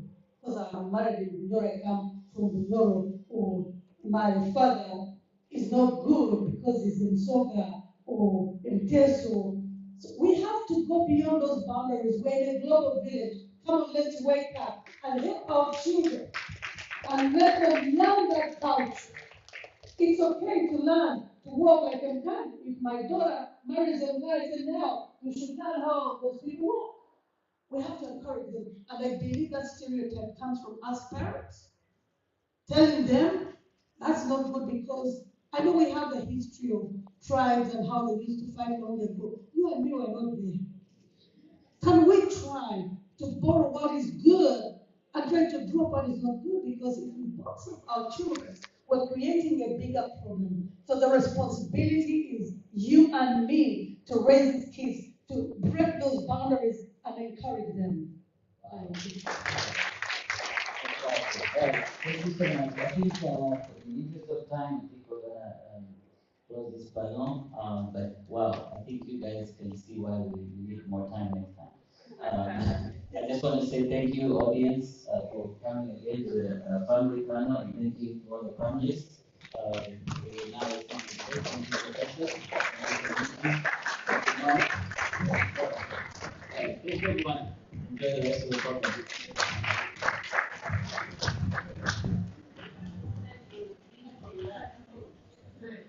Wow. Thank you, everybody. Thank you to the panelists. Thank you, Mr. Julius, for running the panel. We are going to speed things up a little bit and get an icebreaker before we dive into another exciting panel on love, dating, and marriage relationships. You know, like Mrs. Atiko said, she met somebody at college who was Uganda and she screamed top of her voice, "Yay, I found my Ugandan friends." Maybe somebody's looking for that Ugandan prince. What do they need to do? So please stay put because that's going to be exciting as well. But before we do that, I want everybody to find at your awarding magazine. If you are seated, check where you're seated, whether next to you, under the chair, there is a magazine to reward it. Can you pull out the pink paper under it? Sarah, can you give, yes. So get one, pass on the other to Victoria behind. She has her hand up. So Victoria, I'll have you grab one. Sandra, come with the other. And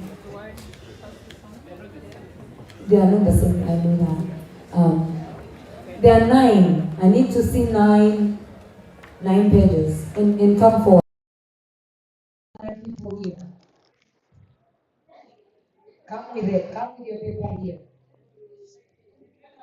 First come, first serve. You know what you're missing? Yes. I need to see. It's okay. Okay, you can stand right here. I believe anybody can see you with your paper. So, first of all, thank you to everybody who volunteered to come here. So these are 2. So I'm having the other one. And I have our professors about to walk out, participate in this if you don't mind. Thank you so much. So we're going to work together, okay? We're going to work together. We need all of this. Let me make sure there's 9. 1, 2, 3, 4, 5, 6, 7, 8, 9. We need to arrange this into one sentence that makes sense. So what is it? We need the audience to work to arrange all these papers into a sentence that makes sense. So shuffle them up. This is a puzzle. Time. I think we got 8 minutes. 8 minutes to do this. I didn't know if I wanted to prepare information for a minute. I would say. Audience, please walk with them. Remember, they don't see the paper, so they don't know. Let's shuffle this up. This is a puzzle. The pieces of the puzzle. Move them around.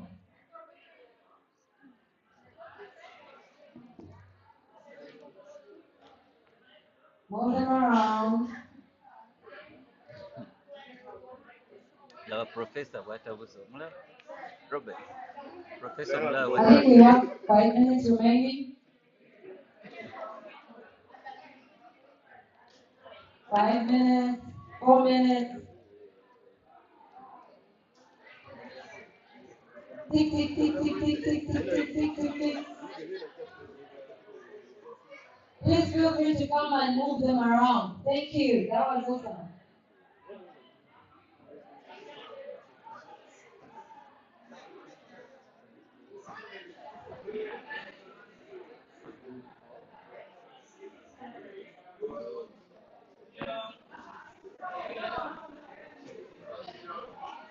Three minutes.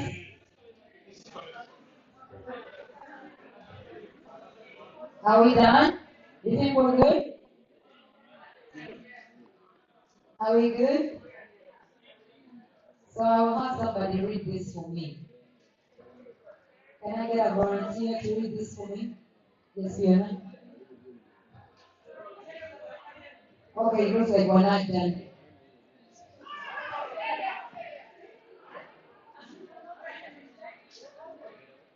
Yes. Everybody needs to hear you. Sarah women responsible healing families one woman at a time. Awesome. You guys did awesome. That was a good icebreaker. So, thank you to my volunteers. Sarah Warden Women's Hospital, healing families one woman at a time. That is exactly what Sarah Warden Women's Hospital does. And I'm going to tell you about the hospital. My name is again, I'll give a volunteer time to sit down. My name is Siva Murenji Kabugu, and I sit on the board. I've been serving on the board of directors for 2 years now.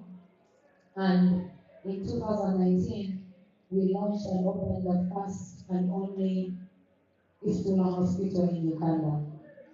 Unaa is an obstetric, I would call it a condition. It's a childbirth injury where the private parts of a woman get separated, but they will never be able to operate in a normal human way. That they will never be able to use the toilet on their own, both for a short and long haul. Everything just goes to them. Now these, it rarely happens in the United States. Is a preventative care. It's a preventative. I'm not good at healthcare terms, but they focus on prevention.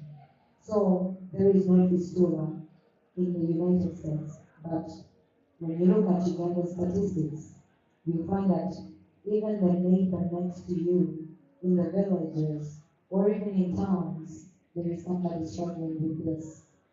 When the hospital opened, we had a goal of 100, 600 surgeries a year, and as I speak, we have, since 2019, we have 2,640 surgeries since the hospital opened. Now, all the surgeries are free, entirely free. And the hospital runs entirely and purely on donations. Donations from you, me, and anybody. The history of this hospital is there was a lady by the name of Bonnie, who wanted to do her PhD research in Uganda. And when she got to Uganda, she was shocked. She was in shock. But there are women who are still struggling with this because she was coming from a country where this didn't exist. And we later found that these women are chased away by their husbands, by their children, by their relatives, because it comes with a stench. They are outcasted, their self-esteem is gone, they hate themselves, and the next thing is death. It is, I'll share a personal story. Since I started on this board, my brother, Joseph Marisa, he knew I was on this board. So he happens to be on a WhatsApp group chat for the village, for training. So one time he told me, they shared about a lady from our village. I think, and they said it's Fistula. I see you talk to all these people about Fistula. Can you reach out? She didn't even have a phone. I had to call her brother to find transportation to go talk to the lady. When I talked to her to ask what was going on, she had triplets.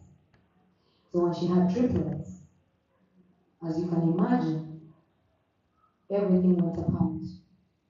But people didn't even know what was happening. Do you know why he had to drag so far to get to her? Because she was outcasted. She was leaving her children who were 13 at the time had deserted her. Her husband had deserted her. Every relative had deserted her except for her dad, and that dad had died a few days before, which is why everybody was coming out. So I talked to her, and I wasn't certain if this was Fistula. You have to get tested. So I called up Paris, who is the CEO of the hospital in Toronto, the hospital in Toronto. I called her up, I told her, what, I just found out that there's somebody in Shane who may be going through this.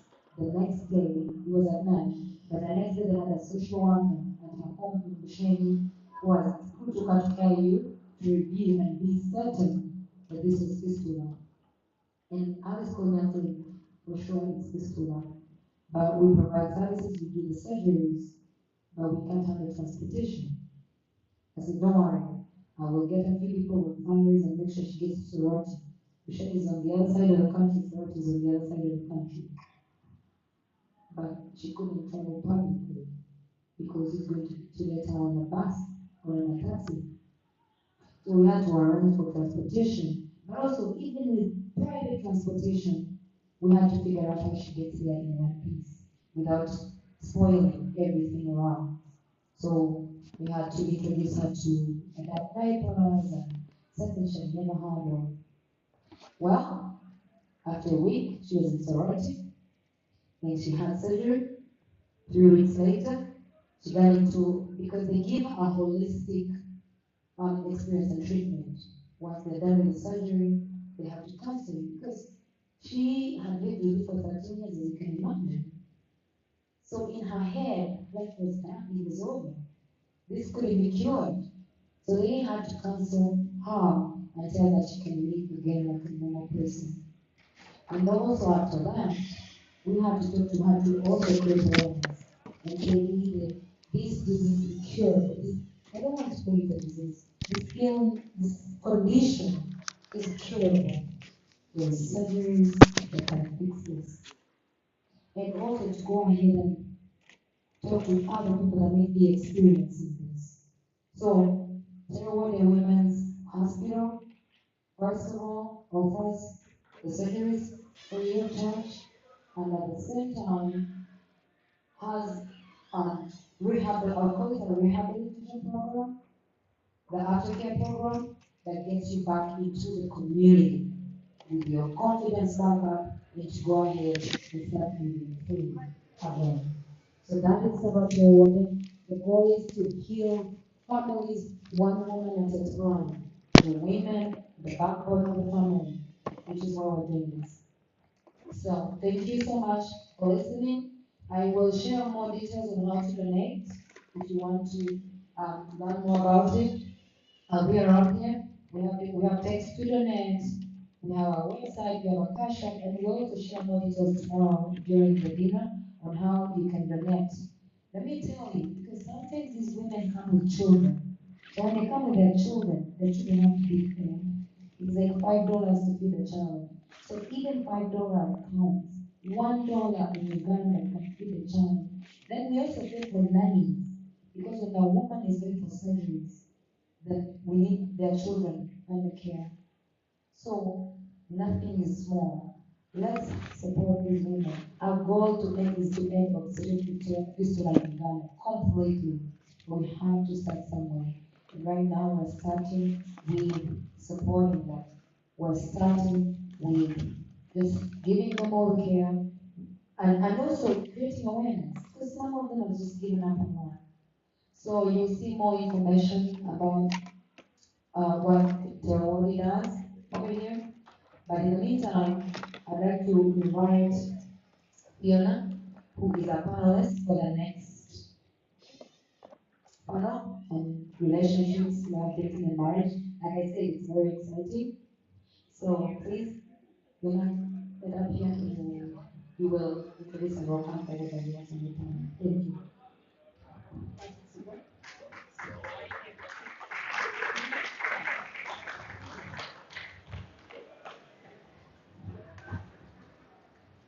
So I'd like to welcome you to the relationship and marriage panel. And on this panel, I'd like to invite Sandra Nazina,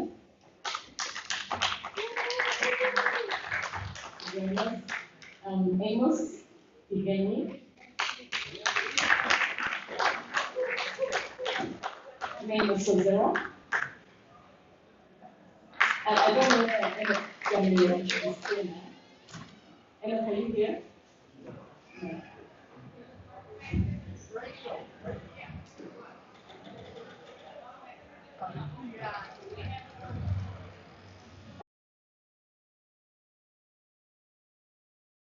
Two children, a 15-year-old son and a 9-month-old daughter, and he's in a relationship. So, Amos, tell us more about yourself.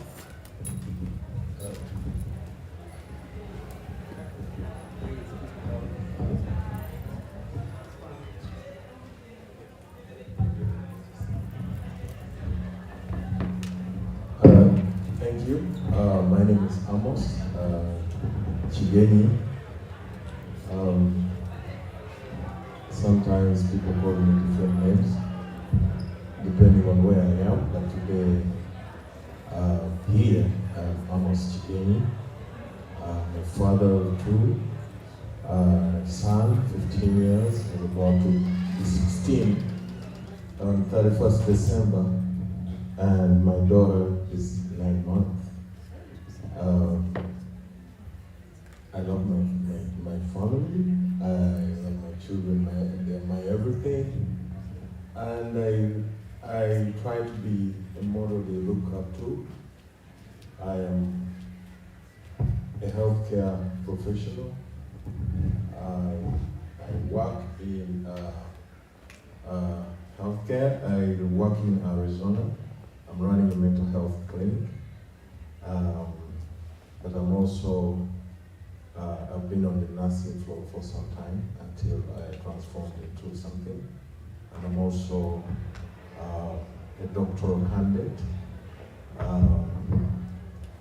I am also an entertainer. Thank you. Thanks, Amos. Next is Sandra Najuna, who's, we're considering her newly married, but she says she's been married for about a year and a half. Can you please tell us more about yourself, Sandra? Yeah, thank you so much. First of all, thank you to the organizers of this wonderful forum. I've learned so much so far, and thank you so much to the panelists for sharing your experiences and your stories. Yes, my name is Sandra Najuna. This would be my 17th month of marriage. Okay. So that's what I was like. I would argue that I'm not really a newlywed. But even more important to this topic, I've been in the United States for about 11 years. So of those 11 years, I would say I had about 9 of them dating and relating and making my way to getting married. So, and I think that's a lot of what I'll be sharing today. I'm a public health specialist as well. I work with an HIV nonprofit called AIDS Healthcare Foundation. I work in quality improvement, kind of similar to your role with quality control. And I'm also a doctoral student at Johns Hopkins University, trying to get my doctorate in public health done. Just waiting to do my research, which will also be in Uganda's healthcare. Hoping to get that done soon so I can be done at school. Yeah, I'm part of, I lived in California for a while, and I see a lot of California people, Mrs. Kakaira Barbara, Mrs. Allen Kaukuru, who are huge mentors in the relationship realm. And as a matter of fact, I'm here almost replacing my sister, Tessija Press, who is a great friend of theirs that should have been on this panel. And I have my very lovely sister and very, very close friend, Hanifa, or Sailor Hanifa Matesi from the US Navy, that is also here in the room, and everyone else that I connect with here. So I'm so happy to be on this panel. You're welcome. Next is May Masozera. May you tell us a bit about yourself? My name is May Bahizi Masozera. I'm married to the wonderful Nicholas Masozera in the back. We've been married for 29 years. We have 2 children. Dr. Shime Masozera Babumba, who recently got married to Fiona's son. And our youngest is Lieutenant Manzi Masozera, who got married at 21 to his classmate. And I liked what the pastor said. Our son, our daughter-in-law, Manzi's wife, her father is African American and her mother is from Peru. So when he told me he was getting married, I thought, oh my goodness, he didn't go back to Uganda. He didn't even go to Africa. And once I got over my continental divide, and actually the Lord convicted me about that, I called her mother. And the first thing she told me, she was like, she's from Peru, remember? She said, I never thought my child was going to Africa. And I said, don't worry, I never thought mine was going to Peru. And she has been the most wonderful daughter-in-law I could ask for. So for parents, I know this is not the conversation, but when we were talking about be open-minded, we've brought our children and gotten them interacting with different cultures. And we pursue education in this multi-diverse environment. But then when it gets to marriage, we're like, okay, now you can't go there. I think we need to rethink that. But I digress, and I'm honored to be here on this. Welcome, welcome. I'll give you a brief introduction. I'm Fiona Babunga. I'm married to James. I don't know where he is now. He should be here. Okay, he's been here. I'm married to James. We've been married for 35 years. We recently celebrated our 35th wedding anniversary about 2 weeks ago. And I live in Austin, Texas. And I'm privileged to be a moderator to attend the Unaa conference. I also want to share one way I've kept my culture going and my identity for my children is to attend these Unaa conferences. And we try at least every year not to miss the Unaa convention. It's a way of keeping our identity going as well. Our children feel this is a home away from home, and they meet many, many Ugandans and many friends of Uganda. So that's one way that we keep the culture alive. Thank you.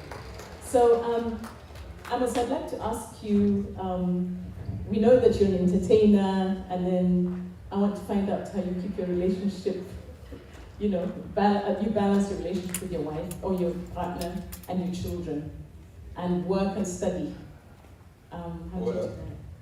Thank you. Well, that is a very interesting part of me. One of the most important things that I have, people might notice who are around me in this house, in this room. There are many who are close, very close to me. Discipline and hard work is my motto.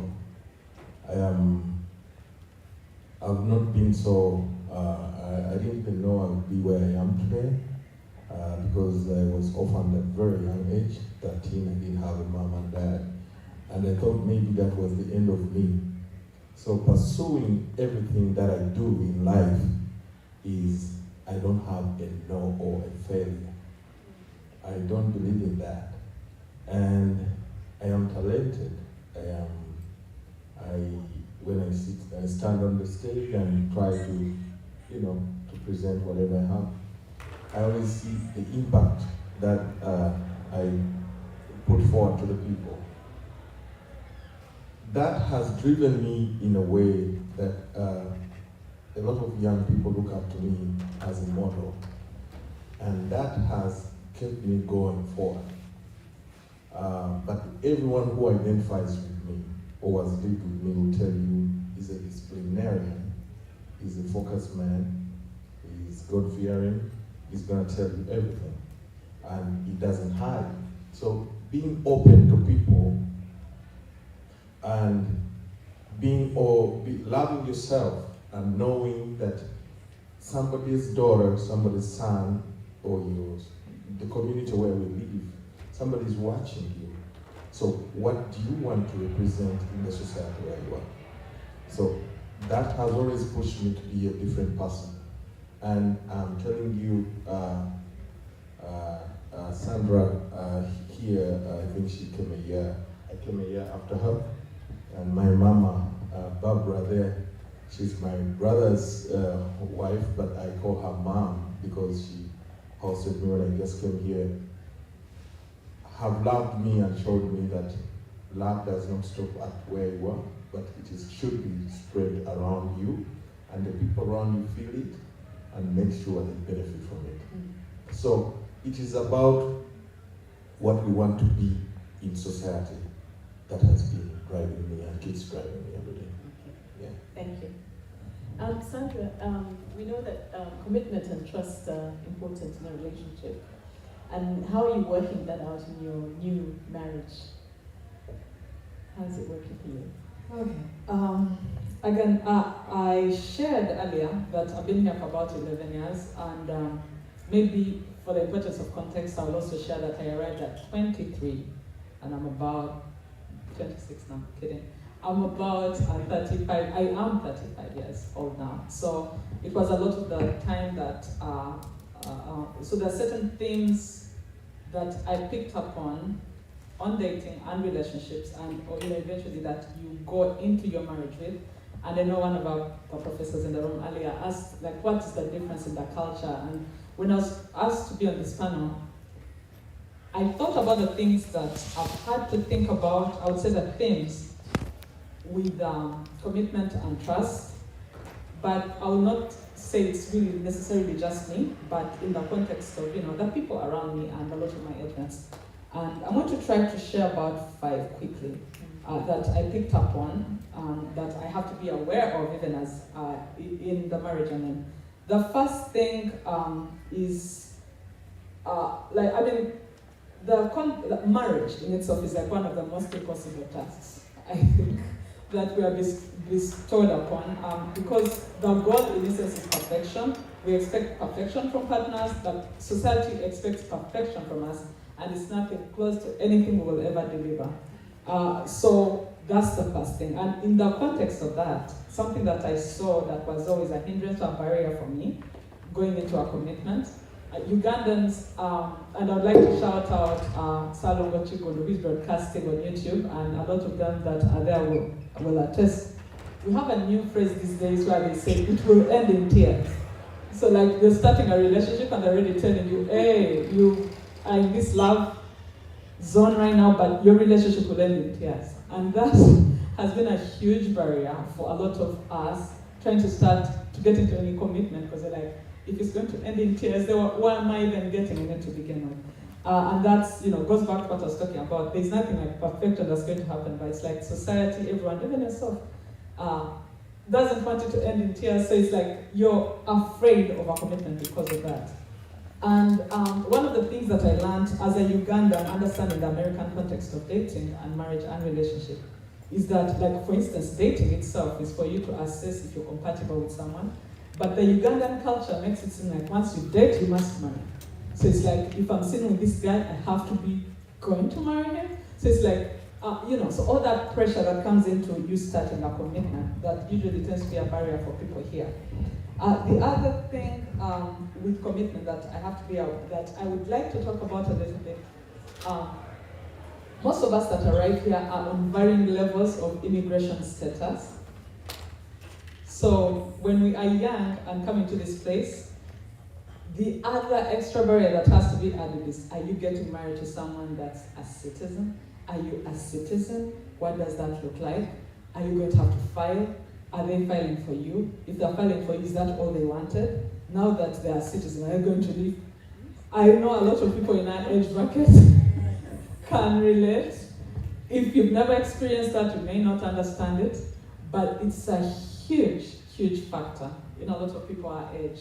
Because on top of the burden that marriage is, now you have to assess what are the expectations. And then even after all that is done, it's like, were you doing that because you are filing for me? Are you angry because you think you have the upper hand? Someone out there can relate. Anyway, I'm just trying to go quickly through the themes. The other thing that has been very tricky for us, the young people, to navigate as we get into these commitments is the difference in the US financial system versus the Uganda financial system. There's just so much to catch up on, and we all can agree. Finances are probably the top reason why marriages or relationships break up. And just you understand, I mean, we don't know the word credit in the Uganda financial system. So like, what's that? A credit score? So I have to purchase a house, it's not about the money, it's about the credibility. There's just so much we don't understand, and that extra pressure is added onto new relationships and new marriages. So when we have to have these conversations, they become very difficult. The other theme I wanted to talk about that was brought up earlier is because the Ugandan culture, as someone mentioned, normalizes a lot of things that, like domestic violence. A lot of young people end up in relationships, not even a marriage yet, and a man is beating them, or a woman is beating a man here in the United States, and we know what that looks like in the legal system, but they have to keep quiet about it. There's also normalized infidelity. One friend, I had a friend that one time when I was dating said, "You should date that man." I'm like, I think he's married. It's like, he's married in Uganda. But there's nothing like married in Uganda and not married in America. So a lot of the people my age can relate to that other commitment barrier where you have someone that has a relationship somewhere else. Yeah. Sometimes in a different state. They have a girlfriend in California, but they need a customer. So, none of us wants to find ourselves in that situation. So sometimes you're in too deep, and then you realize they have a whole entire wife and children in a different country. So, those are some of the other things that, when you're dealing with commitments, we have to think about. Then the last, maybe the second last thing I'll talk about is dating outside our communities. You just talked about it, and Uganda itself, I'm a Munyankole as well, I'm from Mitoma. Just dating from Mitoma to Masaka is like, what? Just, and that's a 6-hour drive for those that haven't been to Uganda. But the cultures are so distinctly different that we already have to deal with an intertribal dating this side of the pond, let alone consider someone that's outside our country, someone that's outside our continent. And realistically, there isn't enough Ugandan men for us to date or marry. So we are probably statistically going to have to date people from other cultures. But navigating that and what that looks like in a commitment, that has also been very interesting. And the last thing I'll bring up in the themes of commitment and trust is our communities. So most of us belong to different communities, like in Dallas, but the community pressure, once they see you with someone that the gossip that goes around, I think now she's so it just affects how we're going to walk into these new relationships and new marriages. And sorry I took a while, but I just wanted to break up the different themes of us that are slightly younger coming into this thing that we have to deal with when we're thinking about commitment, trust, and starting up a family here in the United States. Thanks for giving us that. So now, May, you've been married at least 29 years. How have you worked on your commitment and trust in your marriage? What tips and ideas can you give the younger marrieds?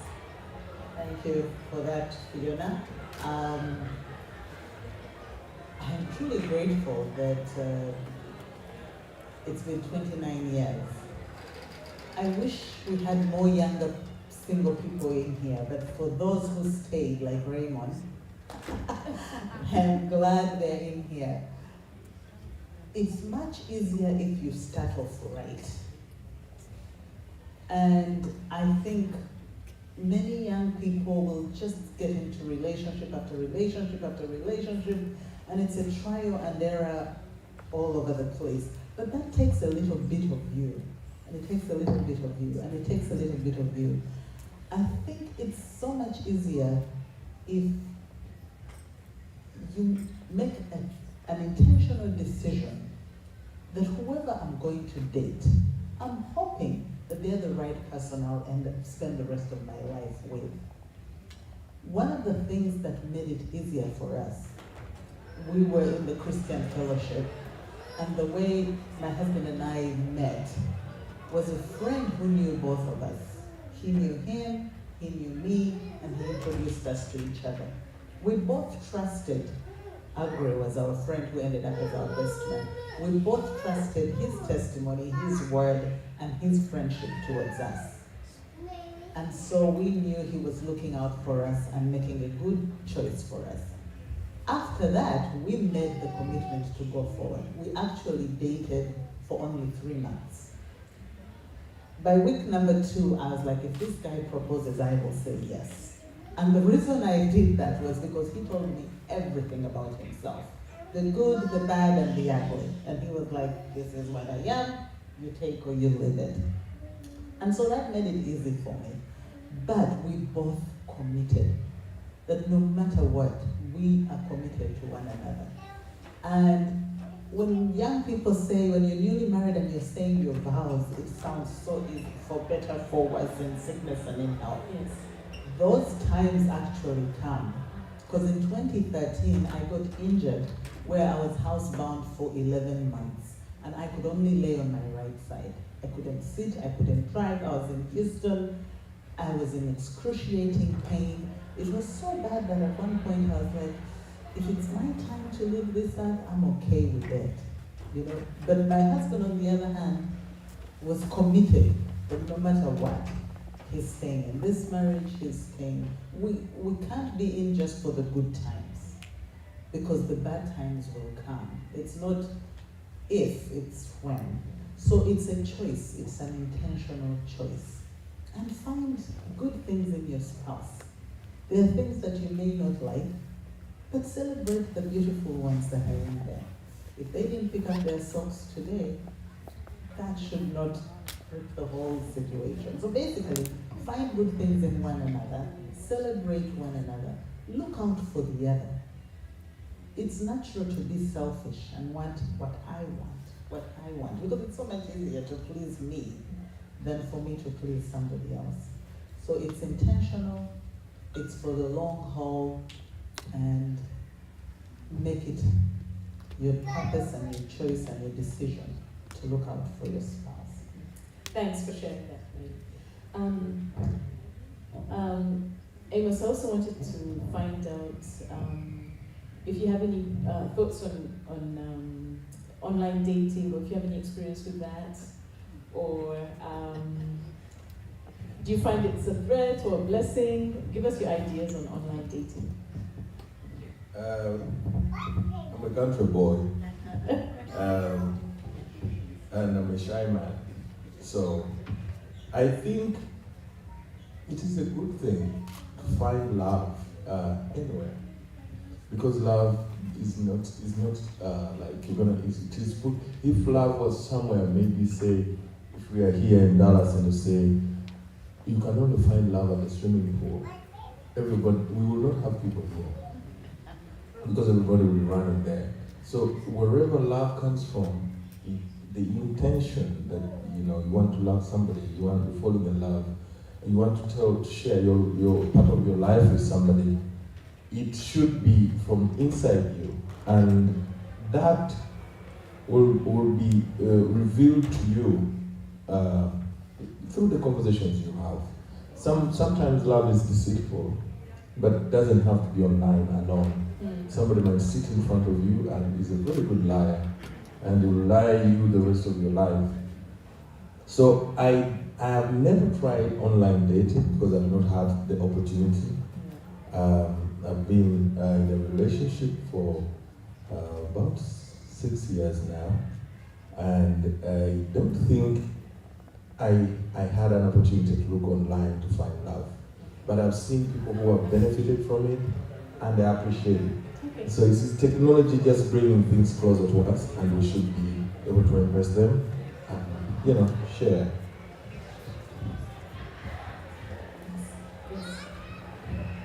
I just wanted to add that since he said he hasn't had that experience, maybe we can ask if anybody has had experience with online dating. And there you go. Please do share your experience and your insight. I'm sorry to interrupt, but voting ends in 20 minutes. So if you haven't voted, please run, vote, and please come back.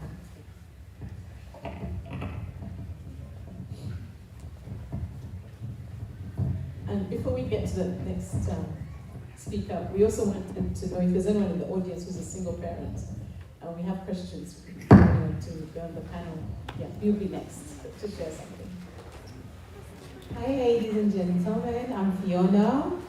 I recently got married in July. I moved here in June. So I had been single for 4 years.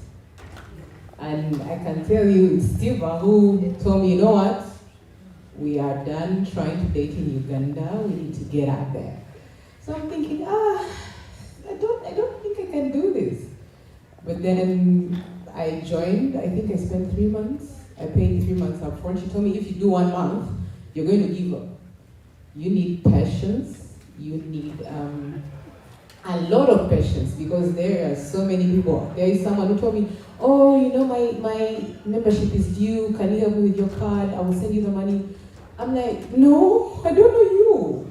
I need someone you've been chatting with for like maybe a week. So I met this guy. He's called Brian. He's Ugandan. And we started talking in 2019, but it was not easy. We've been in a long distance relationship for now 3 years. But yeah, I don't know, but it takes patience.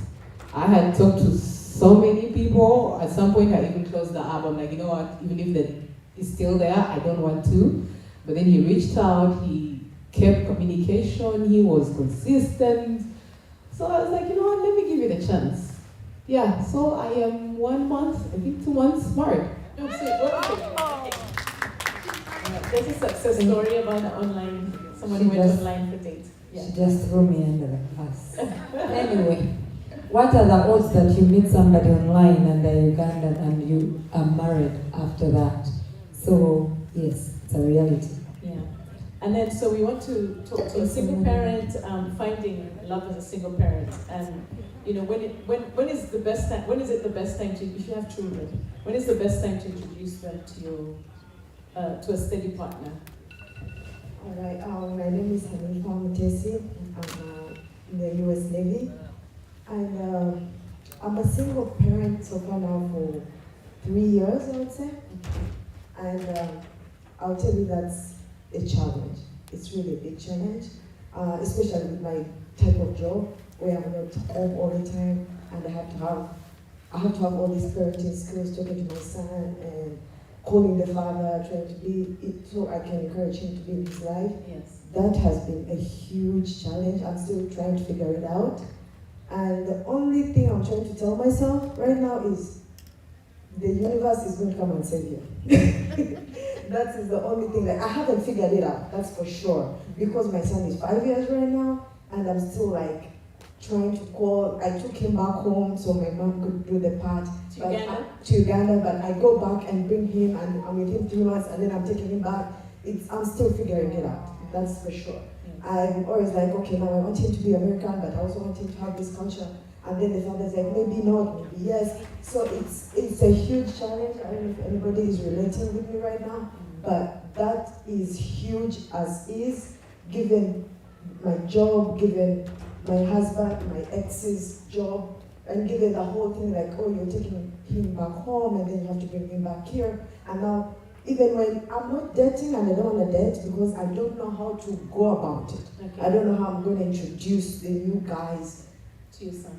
To my son, especially now that he's not here. Even when you talk to him on the phone and he hears someone like, oh, mommy, where's that? And then you're like, oh, this is my colleague at work. Are you sure? Can I see? And then you have to go in and explain all that. And then when he goes to visit the father, and then he's telling you all the things and how he's asking you the questions. Why are you not with mom? Why are you not with dad? Yes. Why is dad not here? Why are you here? And why are you there? Like, I haven't even answered all those questions. So it is a challenge if someone is in the room and has figured it out. Please tell me, because I haven't even gotten to half of it. So that's why I actually attended this. When my friend told me, like, Mario Juliet says single, blah, blah, whatever it was, I'm like, I'm coming. Because I need to know what to do. It is a challenge and I need help. Yes, so we're thankful. We've run out of time. Yes. Oh, Sandra wants to contribute something. Just one last thing I wanted to say that covers online dating and single parenthood.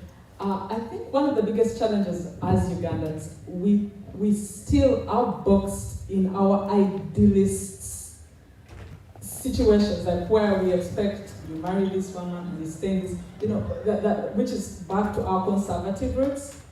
Let me tell you something.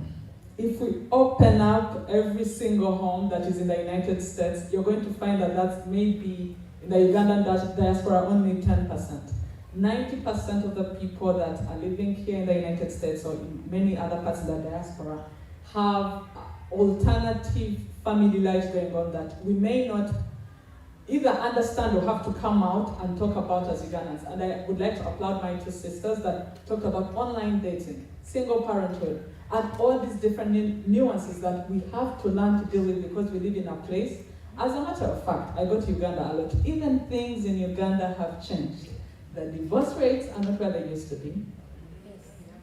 A lot of people that are living together are just living together, they're not necessarily married, but none of us wants to talk about it. We only want to talk about the idealist.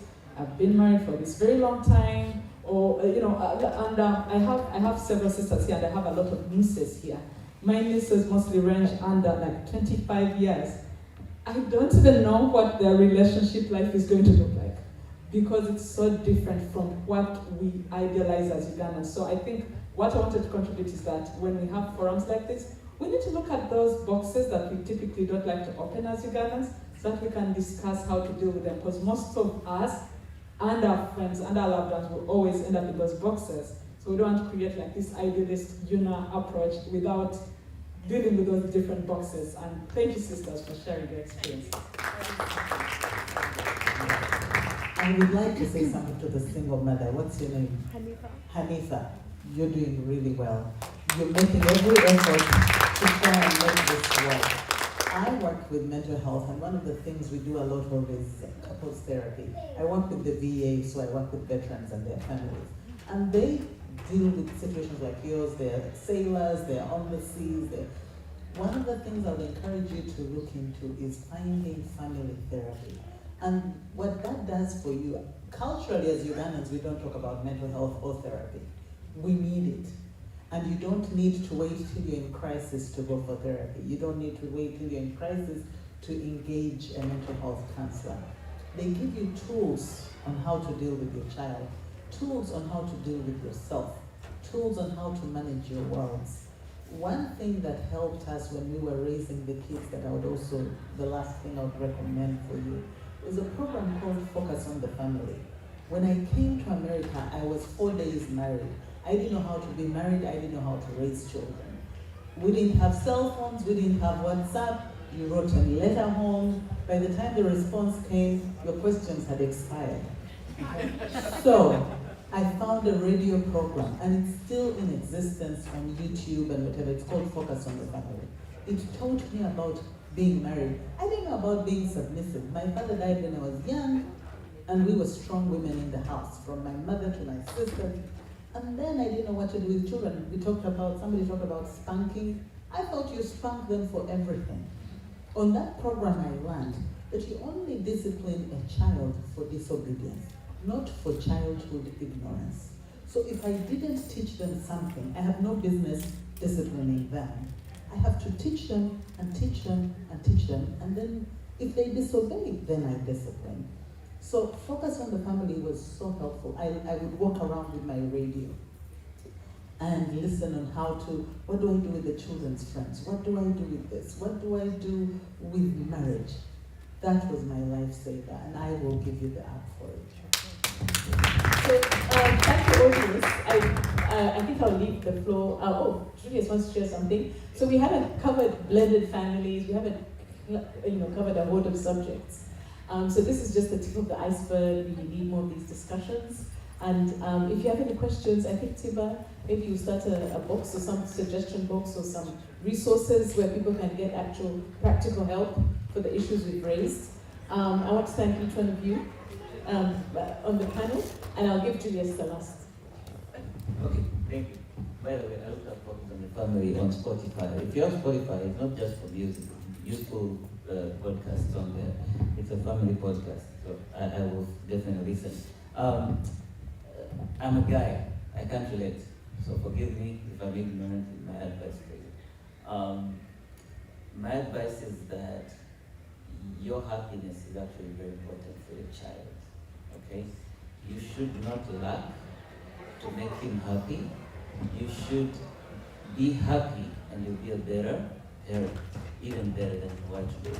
So, first of all, my advice would be figure out what you want, okay? Don't try to make things work, right?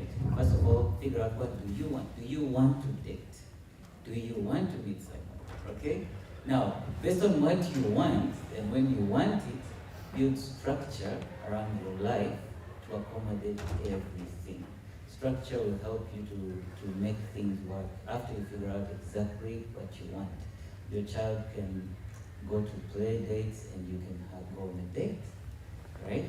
You don't have to quit dating because you have a child.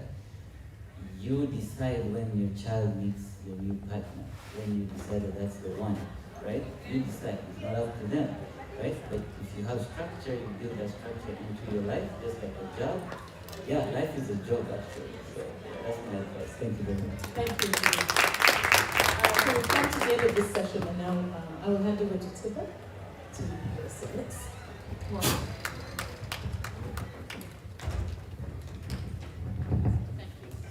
Thank you, ladies, for your wonderful words.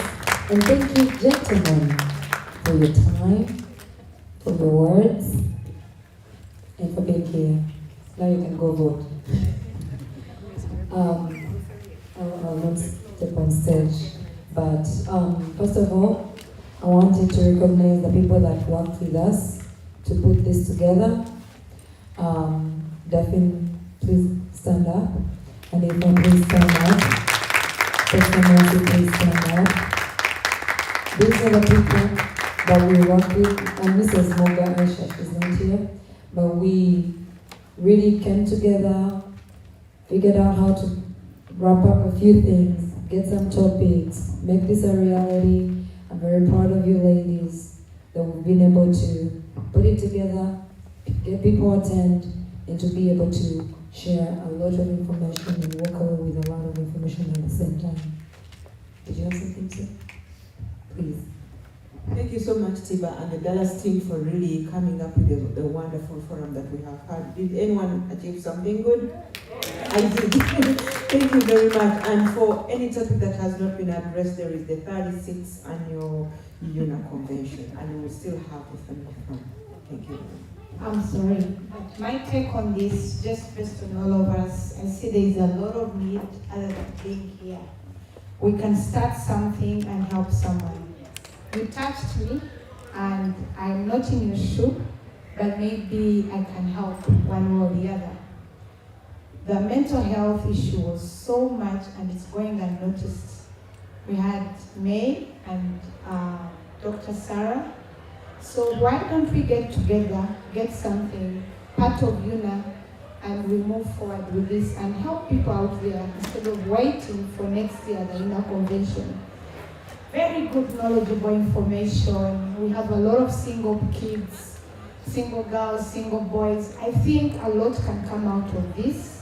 Tiba, please, let's get people's contact and kind of start something small, just to move on. I'm sorry I had to say that. Maybe we can share emails or numbers. Just we want to know you, but just to share something. Thank you. Daphne, I just wanted to say, of course, with technology now, it's even easier. You can organize a virtual conference and you have all this talent come in and weigh in. The other thing is, I really feel terrible. This room should be full. Everybody should be here. But it's okay because everything has been recorded live. I mean, we're going to share this. We need to keep talking about it. People need to listen to this. Thank you.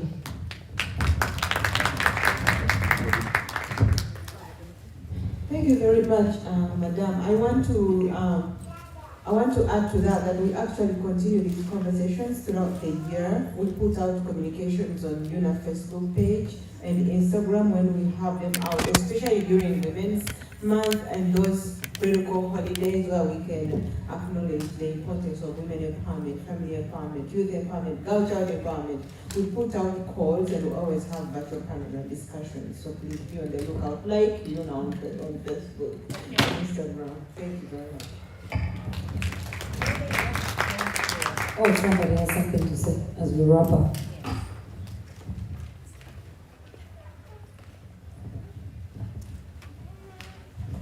I was wondering, since most of us have WhatsApp, we could create a group because they hold up 240 something people.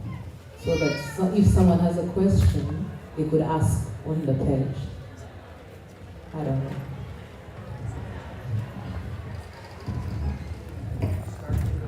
We are going to collect suggestions. They can sign up here.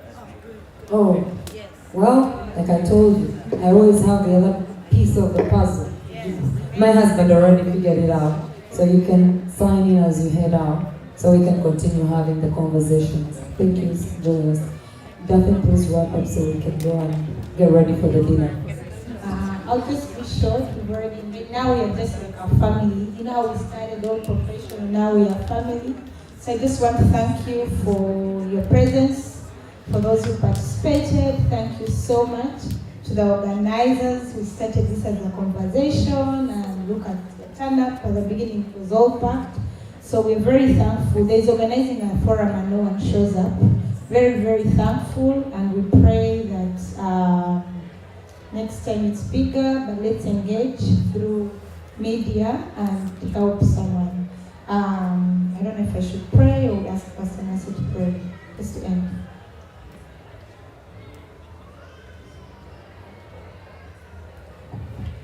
I would like to thank the Ndiro Coffee for being part of the family.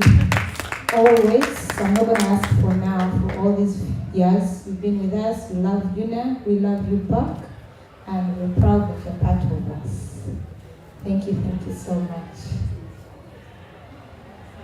Pastor Nancy, I think it would be rude of me to close the prayer, so I'll let you pray.